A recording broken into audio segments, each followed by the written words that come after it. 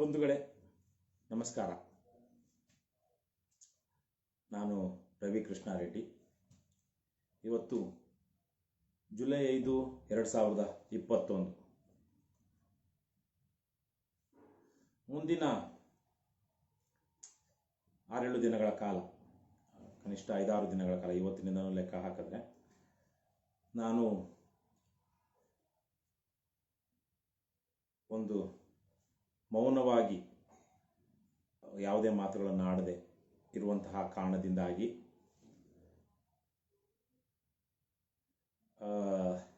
ಇವತ್ತು ಈ ವಿಡಿಯೋವನ್ನು ಮಾಡ್ತಾ ಇದ್ದೀನಿ. ಒಂದಷ್ಟು ವಿಚಾರಗಳನ್ನು ಹಂಚ್ಕೊಳ್ಬೇಕಾಗಿರುವಂತಹ ಕಾರಣಗಳಿಂದಾಗಿ. ಒಂದು ನಿಮಿಷ, ಇಲ್ಲೇನೋ ಒಂದಷ್ಟು ಸೆಟ್ ಮಾಡ್ತಾ ಇದ್ದೀನಿ.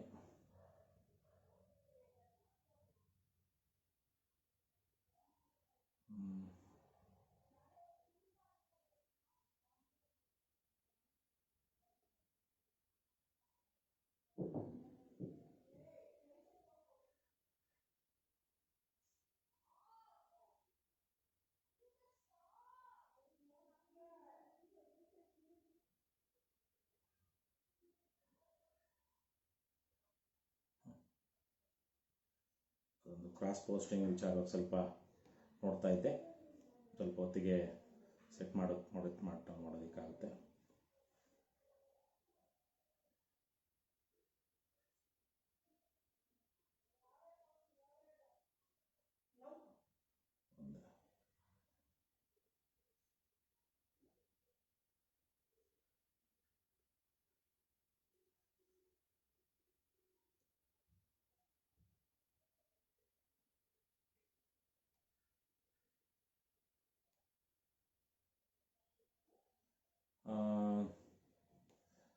ಅದು ಇನ್ನೊಂದಷ್ಟು ಪೇಜ್ಗಳಿಗೆ ಆ್ಯಡ್ ಮಾಡೋದಕ್ಕಾಗುತ್ತಾ ಅಂತ ನೋಡ್ತಾ ಇದ್ದೀನಿ, ಬಟ್ ಅದು ಆಗ್ತಾ ಇಲ್ಲ. ಸ್ಟ್ರೀಮ್ ಸೆಟಪ್ ಅಂತಿದೆ.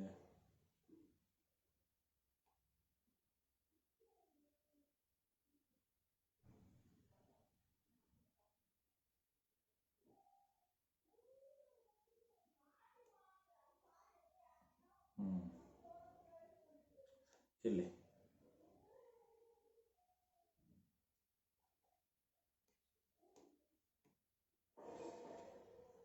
ಒಂದಷ್ಟು ಜನ ನಮಸ್ಕಾರ ಹೇಳ್ತಿದ್ದಾರೆ.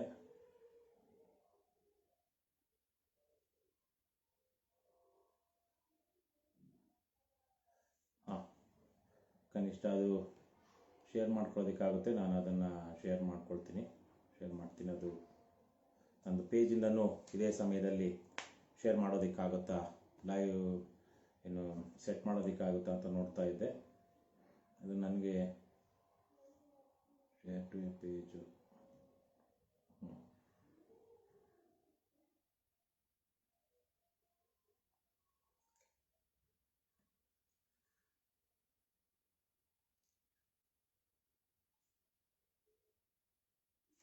ಮುಗೀತು.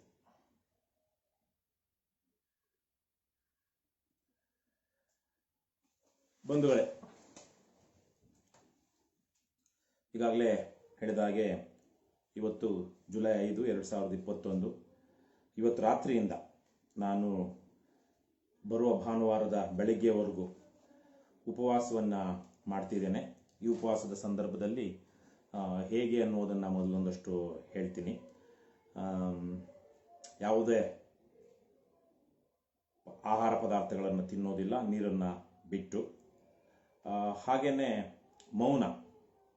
ನಾನು 3 ವರ್ಷದ ಹಿಂದೆ ವಿಪಶ್ಯನಕ್ಕೆ ಹೋಗಿದ್ದಾಗ ಬೌದ್ಧ ಮಾರ್ಗದ ವಿಪಶ್ಯನದಲ್ಲಿ, ಒಂದು ನಿಮಿಷ ರಘುಪತಿ, ಅದು ಆಪ್ಷನ್ ಬರ್ತಾ ಇಲ್ಲ ನನಗೆ. ಇನ್ನು ಸ್ವಲ್ಪ ಹತ್ರ ಮಾತಾಡ್ತೀನಿ. ವಾಯ್ಸು ತುಂಬ ಲೋ ಇದೆ ಅಂತ ಹೇಳಿದ್ರು. ಹಾಗಾಗಿ ಮಾಮೂಲಿ ನನ್ನ ಎತ್ತರದ ಸ್ವರದಲ್ಲೇ ಮಾತನಾಡಿದ್ರೆ ಅದು ಸರಿ ಹೋಗಬಹುದು. ತುಂಬ ಲೋ ಇದೆ ಅಂದರೆ ಯಾರಾದ್ರೂ ಇನ್ನೊಂದು ಸಲಕ್ಕೆ ಈಗ ಕೇಳ್ತಿರುವಂಥವರು ದಯವಿಟ್ಟು ಕಾಮೆಂಟ್ ಮಾಡಿ, ಚೇಂಜ್ ಆಗುತ್ತೆ. ಈಗಾಗಲೇ ನಾನು ಹೇಳಿದಾಗೆ ಇವತ್ತು ರಾತ್ರಿ ಸ್ವಲ್ಪ ಏನು ತುಂಬ ಜಾಸ್ತಿ ಏನೂ ಇಲ್ಲ, ಕಡಿಮೆನೇ ಒಂದಷ್ಟು ಹಣ್ಣು ಅಥವಾ ತರಕಾರಿ ಈ ಥರದ್ದು ಏನಾದ್ರು ತಿಂದು ಮಲಗಿದ್ರೆ ಇನ್ನು ಭಾನುವಾರ ಬೆಳಿಗ್ಗೆ ತನಕ ಏನು ತಿನ್ನಬಾರ್ದು ಅಂದ್ಕೊಂಡಿದ್ದೀನಿ, ನೀರೊಂದನ್ನು ಬಿಟ್ಟು. ಆಮೇಲೆ ಅದೇ ಸಂದರ್ಭದಲ್ಲಿ ಒಂದಷ್ಟು ಮೌನ. ಈ ಮೌನ ಹೇಗೆ ಅಂದರೆ ಆರ್ಯ ಮೌನ ಅಂತ ಈ ವಿಪಶ್ಯನದಲ್ಲಿ ಹೇಳ್ತಾರೆ.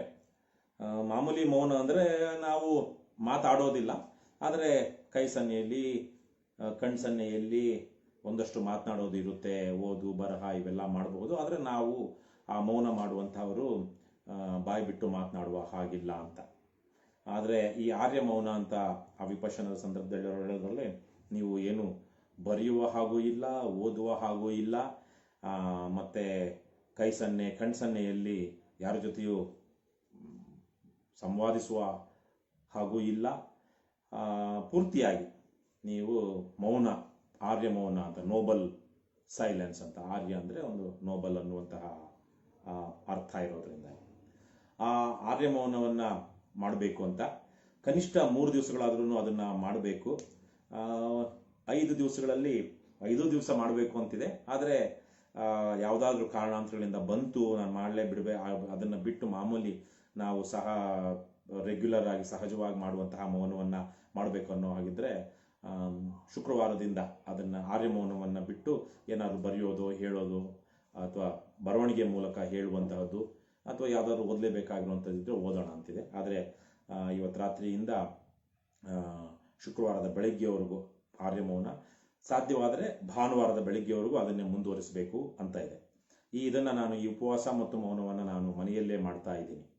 ಮತ್ತು ಯಾಕೆ ಅಂತ ಬಂಧುಗಳೇ, ನಿಮಗೆಲ್ಲ ಬಹುತೇಕವಾಗಿ ನಮ್ಮ ಹೋರಾಟದ ವಿಚಾರಗಳು ಗೊತ್ತಿದೆ. ವಿಶೇಷವಾಗಿ ನಾನು ಅಮೆರಿಕದಿಂದ ವಾಪಸ್ಸಾದ ಮೇಲೆ ರಾಜಕೀಯ ಪಕ್ಷಗಳಲ್ಲಿ ಸದಸ್ಯತ್ವವನ್ನು ತೆಗೆದುಕೊಂಡು ರಾಜಕೀಯ ಪಕ್ಷಗಳ ಮೂಲಕ ಚುನಾವಣೆಗಳಿಗೆ ನಿಂತು ಹಲವಾರು ಹೋರಾಟಗಳನ್ನು ಮಾಡಿರುವುದು, ರಾಜಕೀಯ ಪಕ್ಷಗಳಿಂದ ಹೊರಗೆ ಬಂದು ಲಂಚಮುಕ್ತ ಕರ್ನಾಟಕ ನಿರ್ಮಾಣ ವೇದಿಕೆ ಮೂಲಕ, ಆ ಸಂಘಟನೆ ಮೂಲಕ ರಾಜ್ಯಾದ್ಯಂತ 10 ರಚನಾತ್ಮಕ ಕೆಲಸಗಳನ್ನು ಮಾಡಿರುವಂತಹದ್ದು, ಸರ್ಕಾರಿ ಕಚೇರಿಗಳಲ್ಲಿ ಭ್ರಷ್ಟಾಚಾರವನ್ನು ನಿಲ್ಲಿಸುವಂತಹ ನಿಟ್ಟಿನಲ್ಲಿ ಒಂದಷ್ಟು ಸುಧಾರಣೆಗಳಾಗಬೇಕು. ಜನ ಸಬಲೀಕರಣಗೊಂಡು ಅವರು ಸರ್ಕಾರಿ ಕಚೇರಿಗಳಲ್ಲಿ ಹೋಗಿ ತಮಗೆ ದಕ್ಕಬೇಕಾದಂತಹ ಹಕ್ಕುಗಳನ್ನು ಪಡೆದುಕೊಳ್ಳೋದಕ್ಕೆ ಪ್ರಯತ್ನಿಸಬೇಕು. ಆ ಸಂದರ್ಭದಲ್ಲಿ ಸರ್ಕಾರಿ ಅಧಿಕಾರಿಗಳು ತಮ್ಮ ವೃತ್ತಿ ಕರ್ತವ್ಯವನ್ನು, ಪ್ರಾಮಾಣಿಕತೆಯನ್ನು ಮರೆತು, ವೃತ್ತಿ ಧರ್ಮವನ್ನು ಮರೆತು ಲಂಚ ಕೇಳಿದರೆ ಅಥವಾ ಅನಗತ್ಯವಾಗಿ ಸತಾಯಿಸ್ತಾ ಇದ್ರೆ ಅದನ್ನು ನಮಗೆ ತಿಳಿಸಿದ್ರೆ ನಾವು ಅವರಿಗೆ ಸಹಾಯ ಮಾಡ್ತೀವಿ ಅಂತ ಹೇಳಿದಂಥ ನಿಟ್ಟಿನಲ್ಲಿ 10 ಕಾರ್ಯಕ್ರಮಗಳನ್ನು, ರಾಜ್ಯಾದ್ಯಂತ 100 ಕಾರ್ಯಕ್ರಮಗಳನ್ನು ಮಾಡಿದ್ದೀವಿ. 10 ಸರ್ಕಾರಿ ಅಧಿಕಾರಿಗಳು ನಮ್ಮ ಹೋರಾಟದ ಫಲವಾಗಿ ಸಸ್ಪೆಂಡ್ ಆಗಿದ್ದಾರೆ, ಟ್ರ್ಯಾಪ್ ಆಗಿದ್ದಾರೆ. ಮತ್ತೆ ಜನರಿಗೆ ಲಂಚ ಕೇಳಿದಂಥವರು ಲಂಚ ತೆಗೆದುಕೊಳ್ಳದೆ ಕೆಲಸ ಮಾಡಿಕೊಟ್ಟಿದ್ದಾರೆ.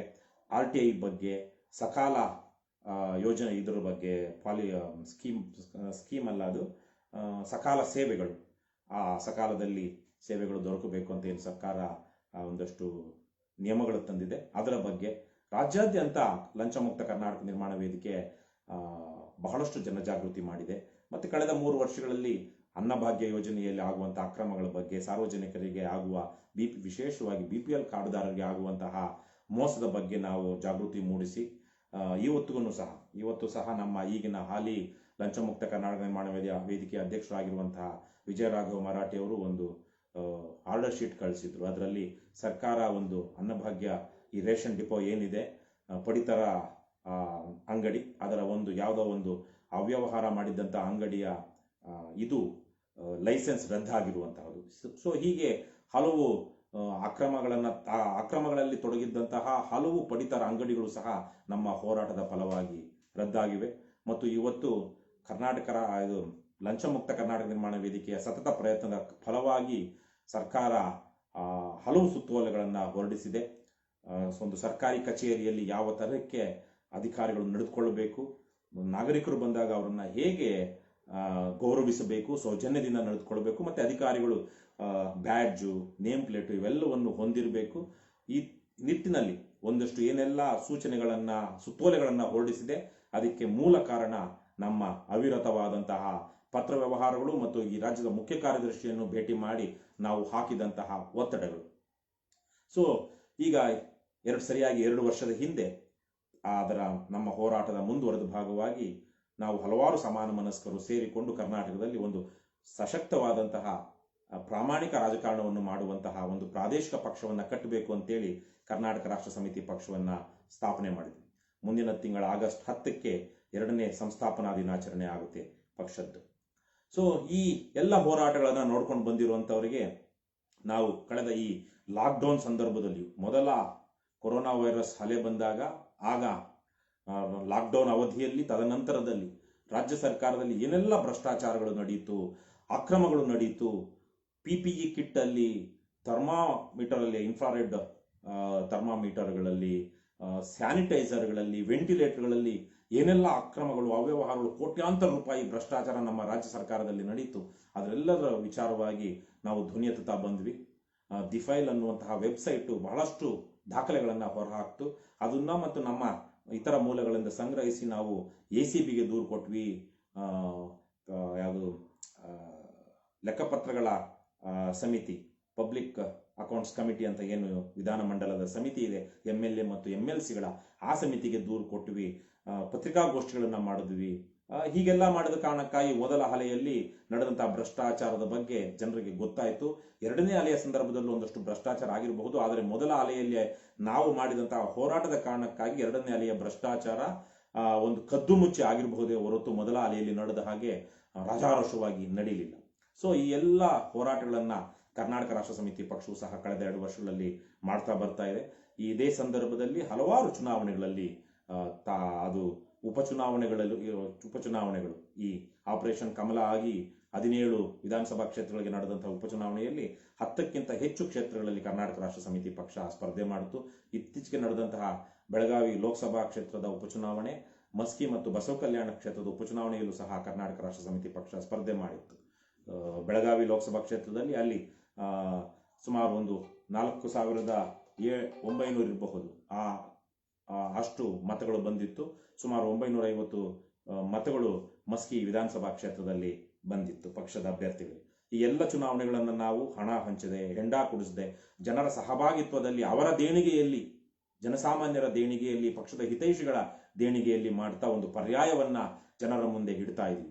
ಇವತ್ತಿನ ಸಂದರ್ಭದಲ್ಲಿ ಅದನ್ನ ಜನರಿಗೆ, ರಾಜ್ಯದ ಜನತೆಗೆ ವಿಶೇಷವಾಗಿ, ಬೇರೆ ರಾಜ್ಯಗಳ ಬಗ್ಗೆ ನಾನು ಮಾತನಾಡೋದಕ್ಕೆ ಹೋಗೋದಿಲ್ಲ, ನಮ್ಮ ರಾಜ್ಯದಲ್ಲಿ ಇಂತಹ ಪರ್ಯಾಯಗಳನ್ನ ಅವರ ಎದುರು ಇಟ್ಟಾಗ ನಾವು ಯಾವ ರೀತಿಯಲ್ಲಿ ಪ್ರಜಾಪ್ರಭುತ್ವವನ್ನು ಪರಿಭಾವಿಸಬೇಕು ಅಂತ ಹೇಳ್ತಿರುವಂತಹ ಸಂದರ್ಭದಲ್ಲಿ ಒಂದಷ್ಟು ನಮಗೆ ಏನು ನಿರಾಶಾದಾಯಕ ಬೆಳವಣಿಗೆಗಳು ಪದೇ ಪದೇ ಎದುರಾಗ್ತಾ ಇವೆ.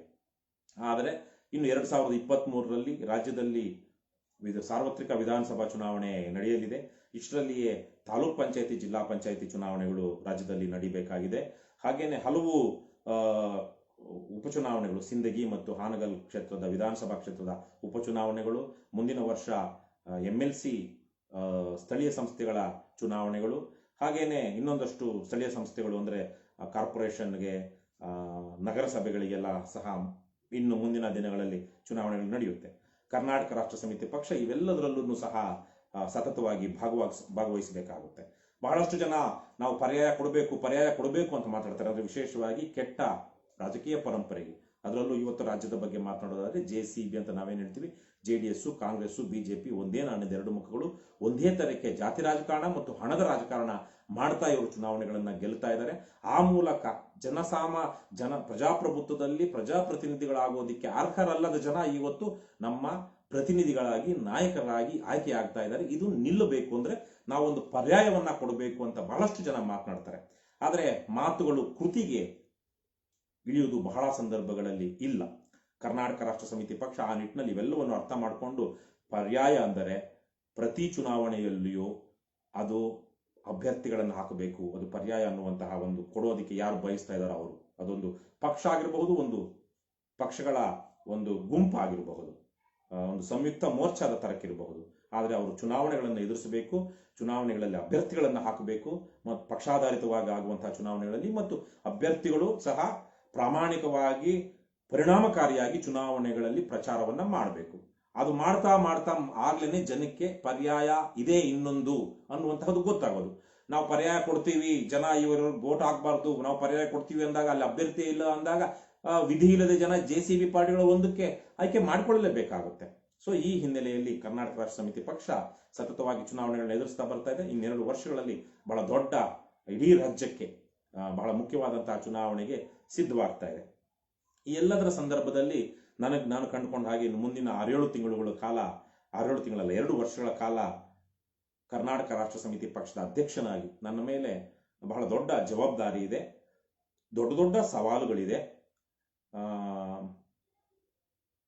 ಒಂದು ರೀತಿಯಲ್ಲಿ ನಾವು ಈಗಾಗಲೇ ಕಂದಾಯ ಇಲಾಖೆಯ ಅಧಿಕಾರಿಗಳ ಭ್ರಷ್ಟಾಚಾರ ಮತ್ತು ಕರ್ತವ್ಯ ಲೋಪದ ವಿರುದ್ಧ, ಪೊಲೀಸ್ ಅಧಿಕಾರಿಗಳ ಭ್ರಷ್ಟಾಚಾರ ಮತ್ತು ಕರ್ತವ್ಯ ಲೋಪದ ವಿರುದ್ಧ, ದೊಡ್ಡ ದೊಡ್ಡ ಭ್ರಷ್ಟ ರಾಜಕಾರಣಿಗಳ ಕರ್ತವ್ಯ ಲೋಪ ಮತ್ತು ಭ್ರಷ್ಟಾಚಾರದ ವಿರುದ್ಧ ನಿರಂತರವಾಗಿ ಹೋರಾಟವನ್ನ ಮಾಡ್ತಾ ಧ್ವನಿ ಎತ್ತುತ್ತಾ ಬರ್ತಾ ಇರುವಂತಹ ಕಾರಣಕ್ಕಾಗಿ, ಮುಂದಿನ ದಿನಗಳಲ್ಲಿಯೂ ಈ ಹೋರಾಟ ಮುಂದುವರೆಸಬೇಕಾಗಿರುವಂತಹ ಕಾರಣಕ್ಕಾಗಿ ನಾವು ಈ ಭ್ರಷ್ಟರೊಂದಿಗೆ, ವ್ಯವಸ್ಥೆಯೊಂದಿಗೆ ಒಂದು ರೀತಿಯ ಅಹಿಂಸಾತ್ಮಕ ಸಂಘರ್ಷಕ್ಕೆ ಇಳಿಲೇಬೇಕಾಗಿದೆ. ಈಗಾಗಲೇ ಇಳಿತಾ ಬಂದಿದ್ದೀವಿ. ಅದೇ ಕಾರಣಕ್ಕಾಗಿ ನಮ್ಮ ಮೇಲೆ ಹಲವು, ನನ್ನನ್ನು ಸೇರಿದಂತೆ ನಮ್ಮ ಪಕ್ಷದ ಹಲವು ಪದಾಧಿಕಾರಿಗಳ ಮೇಲೆ ಸುಳ್ಳು ಮೊಕದ್ದಮೆಗಳನ್ನು ಸಹ ಹಾಕಲಾಗಿದೆ. ಒಂದೆರಡು ಆ ಥರದ 2-3 ಸುಳ್ಳು ಮೊಕದ್ದಮೆಗಳಲ್ಲಿ ನಾನು ಸೇರಿದಂತೆ ನಮ್ಮ ಪಕ್ಷದ ಇತರ ಪದಾಧಿಕಾರಿಗಳು ಜಾಮೀನಿನ ಮೇಲೆ ಇದ್ದೀವಿ. ಸೊ ಹಾಗಾಗಿ ಅದಕ್ಕೆ ಹೆದರಿ ನಾವು ಬಿಡೋದಿಕ್ಕಾಗುತ್ತಾ ಇಲ್ಲ. ಈ ಸಂಘರ್ಷವನ್ನ ಜನಕಲ್ಯಾಣಕ್ಕಾಗಿ, ರಾಜ್ಯದ ಜನರ ಹಿತಕ್ಕಾಗಿ ನಾವು ಮಾಡಲೇಬೇಕಾಗಿದೆ. ಸೊ ಆ ಹಿನ್ನೆಲೆಯಲ್ಲಿ ಮುಂದಿನ ದಿನಗಳ ಸಂಘರ್ಷವನ್ನ ಎದುರಿಸುವುದಕ್ಕಾಗಿ ಯಾವ ತರಹದ ಒಂದು ಆತ್ಮ ಸಂಯಮವನ್ನ ನಾನೂ ಸೇರಿದಂತೆ ನಮ್ಮ ಪಕ್ಷದ ಪದಾಧಿಕಾರಿಗಳು, ಸದಸ್ಯರು ಹೊಂದಬೇಕು. ನಮ್ಮ ಮಾತು ಮತ್ತು ನಡೆ ಅದು ನ್ಯಾಯಸಮ್ಮತವಾಗಿರಬೇಕು ಮತ್ತು ಆತ್ಮಕ್ಕೂ ಸಮ್ಮತವಾಗಿರಬೇಕು. ನಮಗೂ ಸಹ ಅದು ಹೌದು, ನಾವು ಇವತ್ತು ಮಾಡಿದ್ದು ಸರಿಯಾದ್ದು, ನಾವು ಮಾತನಾಡಿದ ರೀತಿ, ಮಾಡಿದ ಮಾತುಗಳು, ಮಾಡಿದಂತಹ ಕ್ರಿಯೆ ಇವೆಲ್ಲವನ್ನೂ ಸಹ ನ್ಯಾಯಸಮ್ಮತ ಮತ್ತು ಆತ್ಮಸಮ್ಮತ ಅಂತ ಅನ್ನಿಸ್ಬೇಕು. ಯಾವುದೇ ಒಂದು ಸಂದರ್ಭದಲ್ಲಿ ನಮಗೆ ಅಯ್ಯೋ ನಾವು ತಪ್ಪು ಮಾಡೋದೇನೋ ಅಂತ ಆಗಬಾರ್ದು. ಯಾಕಂದ್ರೆ ಅದು ಬಹಳ ದೊಡ್ಡ ತಪ್ಪುಗಳಾಗಿರುತ್ತೆ. ಹಾಗಾಗಿ ಹಿಂದೆ ಆಗಿರುವಂತಹ ಕೆಲವೊಂದು ಘಟನೆಗಳನ್ನು ಇಟ್ಟುಕೊಂಡು ಮುಂದಿನ ದಿನಗಳಿಗೆ ಸಿದ್ಧವಾಗುವ ನಿಟ್ಟಿನಲ್ಲಿ ನನ್ನ ಮೇಲೆ ಸಾಕಷ್ಟು ಜವಾಬ್ದಾರಿ ಇರೋದ್ರಿಂದ ಬಹಳ ಗಂಭೀರವಾಗಿ ಇವತ್ತು ನಾನು ಕುಳಿತು ಯೋಚನೆ ಮಾಡಬೇಕಾಗಿದೆ. ಒಬ್ಬನೇ ಏಕಾಂತದಲ್ಲಿ ಕುಳಿತು ಅಂತರ್ಮುಖಿಯಾಗಿ ನಾನು ಕೆಲವೊಂದನ್ನು ಯೋಚನೆ ಮಾಡಿದಾಗ ನಮ್ಮ ಮುಂದಿನ ದಿನಗಳ ಹೋರಾಟಕ್ಕೆ ಒಂದು ಆತ್ಮಬಲ, ಸಂಕಲ್ಪ ಬಲ ದಕ್ಕುತ್ತೆ ಅಂತ ನಾನು ಭಾವಿಸಿದ್ದೀನಿ. ಇದು ಖಂಡಿತ ಆಗುತ್ತೆ, ನನಗೆ ಅದರಲ್ಲಿ ಯಾವುದೇ ಸಂಶಯ ಇಲ್ಲ. ನಾವನ್ನು ಇಷ್ಟೂ ದಿನಗಳ ಹೋರಾಟದಲ್ಲಿ ಸಾಕಷ್ಟು ಸಂಯಮವನ್ನು ಬಳಸಿದ್ದೀವಿ. ನನಗೆ ಅನ್ನಿಸಿದ ಹಾಗೆ ನಮ್ಮ ಇಲ್ಲಿ ತನಕದ ಹೋರಾಟಗಳು, ಮಾತುಗಳು ಬಹುತೇಕವಾಗಿ ಆತ್ಮಸಮ್ಮತ ಮತ್ತು ನ್ಯಾಯಸಮ್ಮತವಾಗಿದೆ. ನಮ್ಮದು ಬಹಳ ವಿರೋಧಾಭಾಸಗಳಿಂದ ಕೂಡಿರುವಂತಹ ಸಮಾಜ. ಜನರು ಅಷ್ಟೇ ವೈವಿಧ್ಯಮಯವಾದಂತಹ ಭಾಗಗಳಿಂದ ಬಂದಿರುವಂತಹ ಜನ. ಸೊ ಹಾಗಾಗಿ ಕೆಲವೊಂದು ಸಂದರ್ಭಗಳಲ್ಲಿ ನಾವು ಆಡುವಂತಹ ಮಾತುಗಳು ಕೆಲವರಿಗೆ ಕಠೋರವಾಗಿ ಕೇಳಿಸುತ್ತೆ. ಇನ್ನೊಂದಷ್ಟು ಜನರಿಗೆ ಅದೇ ಮಾತುಗಳು ಇಲ್ಲ, ಇವರು ಬಹಳ ಸಂಯಮದಿಂದ ಮಾತನಾಡ್ತಿದ್ದಾರೆ, ಇನ್ನೊಂದಷ್ಟು ಕಠೋರವಾಗಿ ಮಾತನಾಡಬೇಕು ಅನ್ಸುತ್ತೆ. ಕೆಲವೊಬ್ಬರಿಗೆ ಒರಟೊರಟಾಗಿ ಅನ್ಸುತ್ತೆ, ಇನ್ನೊಬ್ಬರಿಗೆ ಇಲ್ಲ ಅವ್ರು ಹೇಳ್ತಿರುವಂತಹ ಪಾಯಿಂಟ್ಸ್ ಕರೆಕ್ಟೇ ಇದೆ ಅಂತ ಅನ್ಸುತ್ತೆ. ಕೆಲವೊಬ್ಬರಿಗೆ ನಮ್ಮ ಮಾತುಗಳು, ನಮ್ಮ ನಡವಳಿಕೆಗಳು ಏನಪ್ಪ ಇವರು ಇಷ್ಟು ರೋಷಾವೇಶದಿಂದ ಮಾತನಾಡ್ತಾರೆ ಅನ್ಸುತ್ತೆ. ಇನ್ನೊಂದಷ್ಟು ಜನಕ್ಕೆ ಇಲ್ಲ, ಇದು ಸಾತ್ವಿಕವಾದ ಆಕ್ರೋಶ, ಹೀಗೆ ಮಾತನಾಡಲಿಲ್ಲ ಅಂದ್ರೆ ಇವ್ರಿಗೆ ಜನರಿಗೆ ಅಥವಾ ಯಾರಿಗೆ ಹೇಳ್ತಾ ಇದ್ದಾರೆ ಅವ್ರಿಗೆ ಅರ್ಥವಾಗೋದಿಲ್ಲ ಅನ್ನುವಂತಹ ಅಭಿಪ್ರಾಯಗಳನ್ನು ಇಟ್ಕೊಂಡಿದ್ದಾರೆ. ಸೊ ಈ ತರಹದ ಒಂದಷ್ಟು ವೈರುಧ್ಯಗಳ ಅಭಿಪ್ರಾಯಗಳು, ವಿರೋಧಾಭಾಸದ ಅಭಿಪ್ರಾಯಗಳು ನಮಗೆ ಆಗಾಗ ಸಿಗ್ತಾ ಇರುತ್ತೆ. ಸೊ ಆದ್ರೂ ಸಹ ಅಷ್ಟೆಲ್ಲ ಸಂದರ್ಭಗಳಲ್ಲಿ ಆಯಾಯ ಸಂದರ್ಭಕ್ಕೆ ನಾನು ಸೇರಿದಂತೆ ನಮ್ಮ ಪಕ್ಷದ ಇತರ ಪದಾಧಿಕಾರಿಗಳು ಆಯಾ ಸಂದರ್ಭದಲ್ಲಿ ನ್ಯಾಯವನ್ನೇ ಕೇಳಿದ್ದೀವಿ, ನ್ಯಾಯವನ್ನೇ ಆಗ್ರಹಿಸಿದ್ದೀವಿ ಮತ್ತು ನಾವು ಪ್ರಾಮಾಣಿಕವಾಗಿ ಜನಹಿತದ ದೃಷ್ಟಿಯಿಂದ, ಲೋಕ ಕಲ್ಯಾಣದ ದೃಷ್ಟಿಯಿಂದ ನಡೆದುಕೊಂಡಿದ್ದೀವಿ ಅನ್ನುವಂತಹ ಒಂದು ನಂಬಿಕೆ ನಮ್ಮೆಲ್ರಿಗೂ ಇದೆ. ಆದರೆ ಮುಂದಿನ ದಿನಗಳಲ್ಲಿ ಇಷ್ಟು ದಿವಸಗಳ ಏನು ಸವಾಲಿತ್ತು ಅದಕ್ಕಿಂತ ದೊಡ್ಡ ಸವಾಲುಗಳಿದೆ. ಇಷ್ಟು ದಿನಗಳ ಸಂಘರ್ಷಕ್ಕಿಂತ ದೊಡ್ಡ ಸಂಘರ್ಷಗಳಿಗೆ ನಾವು ಅವುಗಳನ್ನು ಎದುರುಗೊಳ್ಳಬೇಕಾಗಿದೆ. ಹಾಗಾಗಿ ಇನ್ನೊಂದು ರೀತಿಯಲ್ಲಿ ಈಗ ನಾವು ನಮ್ಮ ನಡವಳಿಕೆಗಳನ್ನ ಅಥವಾ ಮಾತುಗಳನ್ನಾಗಲಿ ಯಾವುದನ್ನಾದ್ರೂ ಆಗಲಿ ಬದಲಾಯಿಸ್ಕೊಳ್ಬೇಕಾದ್ರೆ ಹೇಗೆ ಬದಲಾಯಿಸ್ಕೋಬೇಕು, ಇವೆಲ್ಲವನ್ನು ನಾನೂ ಸೇರಿದಂತೆ ನಮ್ಮ ಪಕ್ಷದ ಪದಾಧಿಕಾರಿಗಳೆಲ್ಲರೂ ನಿರಂತರವಾಗಿ ಯೋಚನೆ ಮಾಡ್ತಾ ಇದ್ದಾರೆ. ಅದನ್ನು ಸೇರಿದಂತೆ ಇನ್ನೂ ಹಲವಾರು ವಿಚಾರಗಳಿಗೆ ನಾನು ಈಗ ಮುಂದಿನ 1 ವಾರ 10 ದಿವಸಗಳಾದ ಮೇಲೆ ನಾವು ಇನ್ನೊಂದಷ್ಟು ಸಕ್ರಿಯವಾಗಿ ಲಾಕ್ಡೌನ್ ತೆರವಾಗಿರುವ ಕಾರಣಕ್ಕಾಗಿ ರಾಜ್ಯಾದ್ಯಂತ ಪ್ರವಾಸ ಮಾಡಬೇಕಾಗಿದೆ. ಹಾಗಾಗಿ ಈ ಸಂದರ್ಭದಲ್ಲಿ ಅದನ್ನ ಆರಂಭಿಸೋದಕ್ಕಿಂತ ಮೊದಲು ನಾನು ಸೇರಿದಂತೆ ನಮ್ಮ ಪಕ್ಷದ ಪದಾಧಿಕಾರಿಗಳು ಸೇರಿದಂತೆ ನಾವೆಲ್ಲರೂ ಕೂತು ಯೋಚನೆ ಮಾಡಬೇಕು ಅಂದ್ಕೊಂಡು ಅದಕ್ಕೆ ಒಂದು ಸಂದರ್ಭ ಸೃಷ್ಟಿಸಿಕೊಳ್ಬೇಕು ಅಂತೇಳಿ ವೈಯಕ್ತಿಕವಾಗಿ ನಾನು ಇದನ್ನು ನಾಳೆಯಿಂದ ಅಂದರೆ ಇವತ್ತು ರಾತ್ರಿಯಿಂದ ಮಾಡ್ತಾರೆ. ಇನ್ನು ಸಮಾಜವನ್ನು ನೋಡಿದಾಗ, ನಮ್ಮ ಇವತ್ತಿನ ವರ್ತಮಾನದ ಸಮಾಜವನ್ನು ನೋಡಿದಾಗ ಬಹಳಷ್ಟು ವಿಚಾರಗಳಲ್ಲಿ ಇವತ್ತು ನಾವು ವೈರುಧ್ಯಗಳನ್ನು, ವಿರೋಧಾಭಾಸಗಳನ್ನು ನೋಡ್ತಾ ಇದ್ದೀವಿ. ಬಹುಶಃ ನಮ್ಮದೇ ಅಲ್ಲ, ಒಟ್ಟಾರೆ ಪ್ರಪಂಚದ ಇತಿಹಾಸದಲ್ಲಿ ಮನುಷ್ಯ ಇವತ್ತೆಲ್ಲಿದ್ದಾನೋ ಅಲ್ಲಿ ಹಿಂದೆ ಯಾವತ್ತೂ ಇರಲಿಲ್ಲ. ಈ ತರಹದ ಆಧುನಿಕ ಸಂವಹನ ವ್ಯವಸ್ಥೆಗಳು ಹಿಂದಿನ ಯಾವ ಶತಮಾನಗಳಲ್ಲೂ ಇರಲಿಲ್ಲ. ಇವತ್ತು ಇದ್ದಂತಹ ವಿಶಾಲವಾದ ಪ್ರಜಾಪ್ರಭುತ್ವ ವ್ಯವಸ್ಥೆಗಳು ಹಿಂದೆ ಯಾವತ್ತೂ ಇರಲಿಲ್ಲ. ಇವತ್ತು ಇದ್ದಂತಹ ಆರ್ಥಿಕ ವ್ಯವಸ್ಥೆಯಂತೂ ಹಿಂದೆ ಯಾವತ್ತೂ ಇರಲಿಲ್ಲ. ಇವತ್ತು ಇರುವಂತಹ ಒಂದು ಆಹಾರ ಭದ್ರತೆ ಅಥವಾ ಆಹಾರ ದೊರಕುವಿಕೆಯ ಪ್ರಮಾಣ ಪ್ರಪಂಚವ್ಯಾಪಿಯಾಗಿ, ಕೇವಲ ನಮ್ಮ ದೇಶದಲ್ಲೇ ಅಲ್ಲ, ಮನುಷ್ಯರಿಗೆ ಕನಿಷ್ಠ ಬದುಕೋದಿಕ್ಕಾದ್ರೂ ಬೇಕಾದಂತಹಷ್ಟು ಆಹಾರ ಹಿಂದೆ ಎಲ್ರಿಗೂ ಯಾವತ್ತೂ ಸಿಗ್ತಾ ಇರಲಿಲ್ಲ. ಕೆಲವೊಂದು ಸಂದರ್ಭಗಳಲ್ಲಿ ಬರಗಾಲ ಬಂದರೆ ಹೊರಗಿನಿಂದ ಆಮದು ಆಗ್ತಾ ಇರಲಿಲ್ಲ. ಆದರೆ ಇವತ್ತು ಹಾಗಲ್ಲ. ಇವತ್ತು ಕರ್ನಾಟಕದಲ್ಲಿ ಈರುಳ್ಳಿಗೆ ಸಮಸ್ಯೆ ಆಗಿದೆ ಅಂದರೆ, ಅಥವಾ ದೇಶದಲ್ಲಿ ಈರುಳ್ಳಿಗೆ ಸಮಸ್ಯೆ ಆಗಿದೆ ಅಂದರೆ ಟರ್ಕಿಯಿಂದ, ಮಲೇಷ್ಯಾದಿಂದ ಈರುಳ್ಳಿ ತರಿಸ್ತಾರೆ, ಕೇವಲ ಈರುಳ್ಳಿ ಅನ್ನುವಂಥ ಒಂದು ತರಕಾರಿಯನ್ನ. ಸೊ ಹಾಗಾಗಿ ಇವತ್ತು ಜನರಿಗೆ ಬಹುತೇಕವಾಗಿ ಕಷ್ಟವೋ ನಷ್ಟವೋ ಸುಖವೋ ದುಃಖವೋ ತಿನ್ನೋದಿಕ್ಕಂತೂ ಏನೋ ಒಂದು ಸಿಗ್ತಾ ಇದೆ. ಹಾಗೇನೆ ಆಧುನಿಕ ತಂತ್ರಜ್ಞಾನ ಬಹುತೇಕ ಎಲ್ಲರ ಮುಷ್ಟಿಯಲ್ಲಿ ಇದೆ. ಆದರೆ ಇಷ್ಟೆಲ್ಲ ಇದ್ರೂ ಮಾತುಗಳು ಒಂದು ರೀತಿಯಲ್ಲಿ ಅರ್ಥವನ್ನ ಕಳೆದುಕೊಂಡಿದೆ, ಜೀವನ ಅರ್ಥವನ್ನ ಕಳೆದುಕೊಂಡಿದೆ. ಜನ ನೆಮ್ಮದಿಯಿಂದ ಇದ್ದಾರ ಅಂತ ನೋಡಿದ್ರೆ ಬಹುತೇಕ ಸಂದರ್ಭಗಳಲ್ಲಿ ಇಲ್ಲ. ಇವತ್ತು ಆರೋಗ್ಯ ಹೌದು, ಖಂಡಿತವಾಗಿ ವಿಶೇಷವಾಗಿ ಇನ್ಫ್ಯಾಂಟ್ ಮಾರ್ಟಾಲಿಟಿ ಅಂತ ಏನು ಹೇಳ್ತಾರೆ, ಈ ಬಾಲ್ಯದ ಸಾವಿನ ಪ್ರಮಾಣ, ಬಾಲ್ಯದಲ್ಲಿ ಆಗುವಂತಹ ಸಾವಿನ ಪ್ರಮಾಣ ತುಂಬಾ ಕಡಿಮೆ ಆಗಿರುವಂತಹ ಕಾರಣಕ್ಕಾಗಿ ಇವತ್ತು ನಮ್ಮ ಲಾಂಜಿವಿಟಿ ಅಂದ್ರೆ ಏನು, ಆಯುಸ್ಸಿನ ಸರಾಸರಿ ಪ್ರಮಾಣ, ಮನುಷ್ಯನ ಆಯುಸ್ಸಿನ ಸರಾಸರಿ ಪ್ರಮಾಣ ಜಾಸ್ತಿ ಆಗಿದೆ. 30-35 ವರ್ಷ ಇತ್ತು ಅದು ನಮ್ಮ ಲೈಫ್ ಎಕ್ಸ್ಪೆಕ್ಟೆನ್ಸಿ ಸ್ವಾತಂತ್ರ್ಯ ಬಂದಾಗ. ಇವತ್ತು ಅದು 60-65 ದಾಟಿದೆ ಅನಿಸುತ್ತೆ ನಮ್ಮ ದೇಶದಲ್ಲಿ. ಇದಕ್ಕೆ ಮುಖ್ಯವಾಗಿ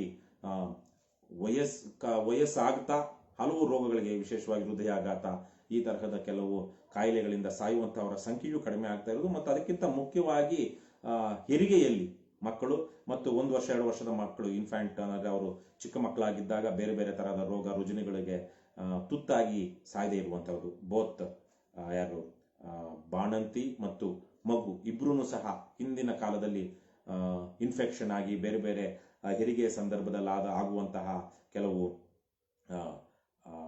ಆ ತೊಂದರೆಗಳು ಅಥವಾ ಸಮಸ್ಯೆಗಳ ಕಾರಣಕ್ಕಾಗಿ, ಹೆರಿಗೆ ಸಂಕಟಗಳು ಹೀಗೆ ಕಾರಣಕ್ಕಾಗಿ ಬಹಳ ಸಂಖ್ಯೆಯಲ್ಲಿ ಸಾವನ್ನಪ್ಪುತ್ತಾ ಇದ್ರು. ಈಗ ಅದು ಬಹುತೇಕವಾಗಿ ಕಡಿಮೆ ಆಗಿದೆ. ಈ ಎಲ್ಲದರ ಕಾರಣಕ್ಕಾಗಿ ಹೆಚ್ಚಾಗಿದೆ. ಸೊ ಹಾಗಾಗಿ ಇತಿಹಾಸದಲ್ಲೇ ನೋಡಿದಾಗ ಮನುಷ್ಯ ನಾವು ಇವತ್ತು ಒಂದು ಬೇರೆಯೇ ಸಂದರ್ಭದಲ್ಲಿದ್ದೀವಿ. ಇತಿಹಾಸದಲ್ಲಿ ಎಲ್ಲಿಯೂ ಇವತ್ತಿನ ಸಂದರ್ಭಕ್ಕೆ ಒಂದು ಸೂಕ್ತವಾದಂತಹ ಒಂದು ಉದಾಹರಣೆ, ಹಿಂದಿನ ಉದಾಹರಣೆ ಯಾವತ್ತೂ ಸಿಗೋದಿಲ್ಲ. ಆದರೆ ಇಷ್ಟೆಲ್ಲ ಇದ್ರೂ ಈಗ ಕೊರೋನಾ ವೈರಸ್ ಬಂದಿದೆ. ಅದಕ್ಕಿಂತ ಮೊದಲು ಯೋಚನೆ ಮಾಡೋದಾದರೆ ದೇಶಾದ್ಯಂತ, ಪ್ರಪಂಚಾದ್ಯಂತ ಒಂದು ರೀತಿಯಲ್ಲಿ ಜನ ಒಂದು ನ್ಯಾಯ ನೀತಿಯನ್ನ ಎಕ್ಸ್ಪೆಕ್ಟ್ ಮಾಡೋದನ್ನ ಕಡಿಮೆ ಮಾಡಿದ್ದಾರೆ ಅಂತ ಎಲ್ರಿಗೂ ಅನ್ನಿಸ್ತಾ ಇತ್ತು. ಬೇಜವಾಬ್ದಾರಿಯಿಂದ ಭೋಗಿಸುವಂತಹ ಸಂಸ್ಕೃತಿ ಹೆಚ್ಚಾಗಿದೆ. ಅದೇ ಕಾರಣಕ್ಕಾಗಿ ಜಾಗತಿಕ ತಾಪಮಾನ ಏರಿಕೆ ಅದು ಹತೋಟಿಗೆ ಸಿಗದ ರೀತಿಯಲ್ಲಿ ಆಗ್ತಾ ಇದೆ. ಅದರ ದುಷ್ಪರಿಣಾಮಗಳು ಈಗಾಗಲೇ ಸಮಾಜದ ಮೇಲೆ, ನಿಸರ್ಗದ ಮೇಲೆ ಆಗ್ತಾ ಇದೆ. ಆದ್ರೂ ಸಹ ಮನುಷ್ಯ ಈ ಸಂದರ್ಭದಲ್ಲಿ, ಮನುಷ್ಯ ಅಂದ್ರೆ ಕೇವಲ ಒಬ್ಬ ಅಲ್ಲ, ಇಡೀ ಮಾನವ ಸಮೂಹ ಒಂದಷ್ಟು ಸರಿಯಾದ ರೀತಿಯ ದಿಕ್ಕಿನಲ್ಲಿ ಯೋಚಿಸುವಂತಹ ತೀರ್ಮಾನಗಳನ್ನು ತೆಗೆದುಕೊಳ್ತಾರ ಅಂತ ನೋಡಿದ್ರೆ ನಮ್ಮೆಲ್ಲರ ಪ್ರತಿನಿಧಿಗಳಾಗಿರುವಂತಹ ಸರ್ಕಾರಗಳು ಅಂತಹ ದೊಡ್ಡ ದೊಡ್ಡ ಯೋಚನೆಗಳನ್ನ ಬಹಳಷ್ಟು ಸರ್ಕಾರಗಳು ಹೊಂದಿಲ್ಲ. ಮತ್ತೆ ಜನರೂ ಸಹ ಹಣಕ್ಕೆ ಮಾತ್ರ ಮರ್ಯಾದೆಯನ್ನ ಕೊಡ್ತಾ, ನಮ್ಮದೇ ದೇಶದಲ್ಲಿ ಹೇಳೋದಾದ್ರೆ ಜಾತಿ ಮತ್ತು ಕೋಮುಗಳ ವಿಚಾರಕ್ಕೆ ಹೆಚ್ಚೆಚ್ಚು ಒಲವು ತೋರಿಸ್ತಾ ಒಂದು ರೀತಿಯಲ್ಲಿ ತಮ್ಮ ವಿಶ್ವಮಾನವತ್ವವನ್ನ ಅಲ್ಪಮಾನವತ್ವಕ್ಕೆ ಇಳಿಸಿಕೊಳ್ಳುವಂತಹ ಮಾತುಗಳನ್ನೇ ಹೆಚ್ಚು ಆಡ್ತಾ ಬರ್ತಾ ಇರೋದನ್ನ, ಎಲ್ಲಿ ಪ್ರೀತಿ ಹಂಚಬೇಕು, ಪ್ರೀತಿ ಮಾತನಾಡಬೇಕೋ ಅಲ್ಲಿ ಪ್ರೀತಿಗೆ ಬದಲಾಗಿ ದ್ವೇಷ ಮತ್ತು ಹಗೆಯನ್ನ ಮಾತನಾಡುವುದನ್ನ ನಾವು ನೋಡ್ತಾ ಬರ್ತಾ ಇದ್ದೀವಿ. ಕೊರೋನಾ ವೈರಸ್ ಬಂದಾಗ ಬಹಳಷ್ಟು ಜನ ಭಾವಿಸಿದರು ಇನ್ನು ಮುಂದಕ್ಕೆ ಜನ ಇನ್ನೊಂದಷ್ಟು ಎಚ್ಚರದಿಂದ ಇರ್ತಾರೆ,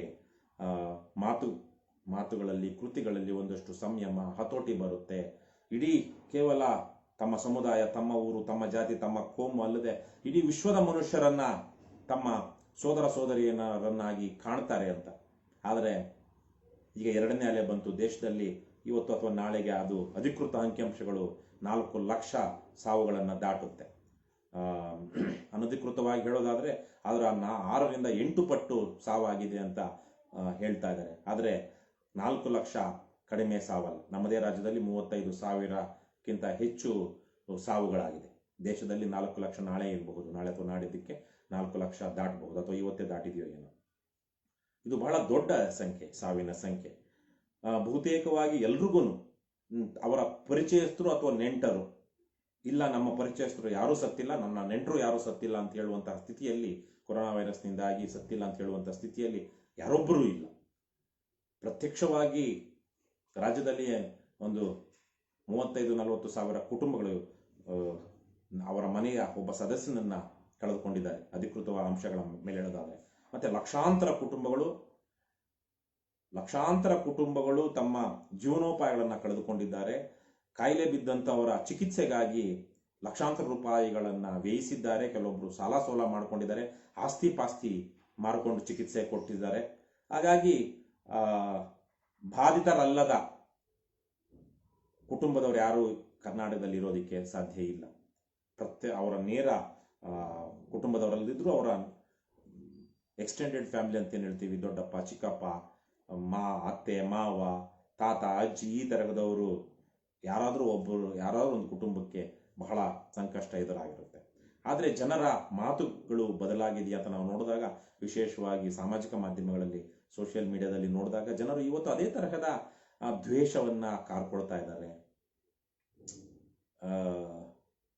ಪ್ರೀತಿಯ ಬಗ್ಗೆ ಬಹಳಷ್ಟು ಜನ ಮಾತನಾಡ್ತಾ ಇಲ್ಲ, ಸಹನೆಯನ್ನ ಇಟ್ಕೊಂಡಿಲ್ಲ. ಅವರ ಮನೆಯಲ್ಲೇ ಸಾವುಗಳಾಗಿರುವಂತಹ ಕುಟುಂಬದವರಲ್ಲಿಯೇ ಉಳಿದಿರೋರು ಸಹ ಒಂದಷ್ಟು ರೀತಿಗಳಲ್ಲಿ ಮಾತನಾಡ್ತಾ ಇರೋದನ್ನು ನಾವು ಈಗಲೂ ನೋಡ್ತಾನೆ ಇದ್ದೀವಿ. ಅದೇ ತರಹದ ಅವರ ಅಭಿಪ್ರಾಯಗಳು ಬದಲಾಗದೇ ಇರೋದನ್ನ, ಅಥವಾ ಇಲ್ಲ ಪಾಪ ಸಾವಿನವರ ಮನೆಯಲ್ಲಿ ಬದಲಾಗಿಲ್ಲ ಅಂತ ಹೇಳೋದಕ್ಕಾಗೋದಿಲ್ಲ, ಆದರೆ ಅವರ ನೆಂಟರಲ್ಲಿ ಯಾರೋ ಸತ್ತಿದ್ರು ನನಗದು ಬಾಧಿಸ್ತಾ ಇಲ್ಲ ಅನ್ನುವಂಥದ್ದನ್ನು. ಮತ್ತೆ ಜನರು ಸಹ ಇತ್ತೀಚೆಗೆ ನಾನೊಂದು ಕಡೆ ಹೇಳಿದ ಹಾಗೆ ಬಹುತೇಕವಾಗಿ ಜನರು ಸಹ ಪುಕ್ಕಲರಾಗಿದ್ದಾರೆ.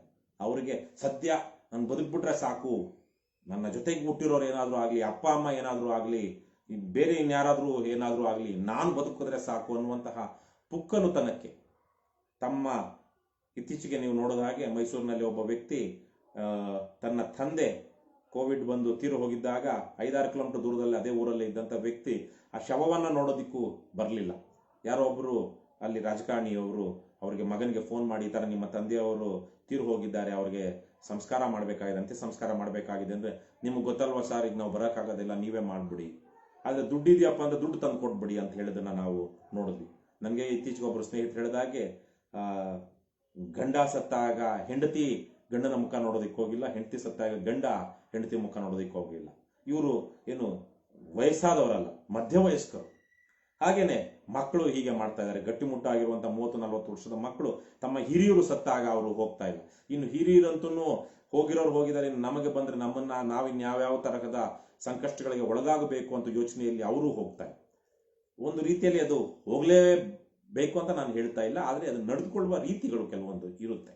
ಅದನ್ನ ಬಹಳಷ್ಟು ಜನ ಆ ಒಂದು ವಿವೇಕವನ್ನೇ ಕಳೆದುಕೊಂಡದ್ದನ್ನ, ಒಂದು ರೀತಿಯಲ್ಲಿ ಪುಕ್ಕಲತನದಲ್ಲಿ ಬದುಕ್ತಾ ಇರೋದನ್ನ ನಾವು ಕಾಣ್ತಾ ಇದ್ದೀವಿ. ಸಮಾಜ ಒಂದು ಕಡೆ ಹೀಗೆ ವರ್ತಿಸ್ತಾ ಇದೆ. ಇನ್ನು ಈಗಾಗಲೇ ನಾನು ಹೇಳಿದ ಹಾಗೆ ಜಾಗತಿಕ ತಾಪಮಾನ ಏರಿಕೆ ಇನ್ನೊಂದು ತರಹಕ್ಕೆ ಮನುಷ್ಯನನ್ನ ಸಂಕಷ್ಟಕ್ಕೆ ಈಡು ಮಾಡ್ತಾ ಇದೆ. ಕೆನಡಾದಂತಹ ಉತ್ತರ ಧ್ರುವಕ್ಕೆ ಹತ್ತಿರ ಇರುವಂತಹ ದೇಶದಲ್ಲಿ ಅದರ ಪಶ್ಚಿಮ ಕರಾವಳಿಯಲ್ಲಿ 49.6 ಡಿಗ್ರಿ ಸೆಲ್ಸಿಯಸ್, ಬಹುತೇಕವಾಗಿ ಯಾವಾಗಲೂ ಹಿಮ ಬಿದ್ದು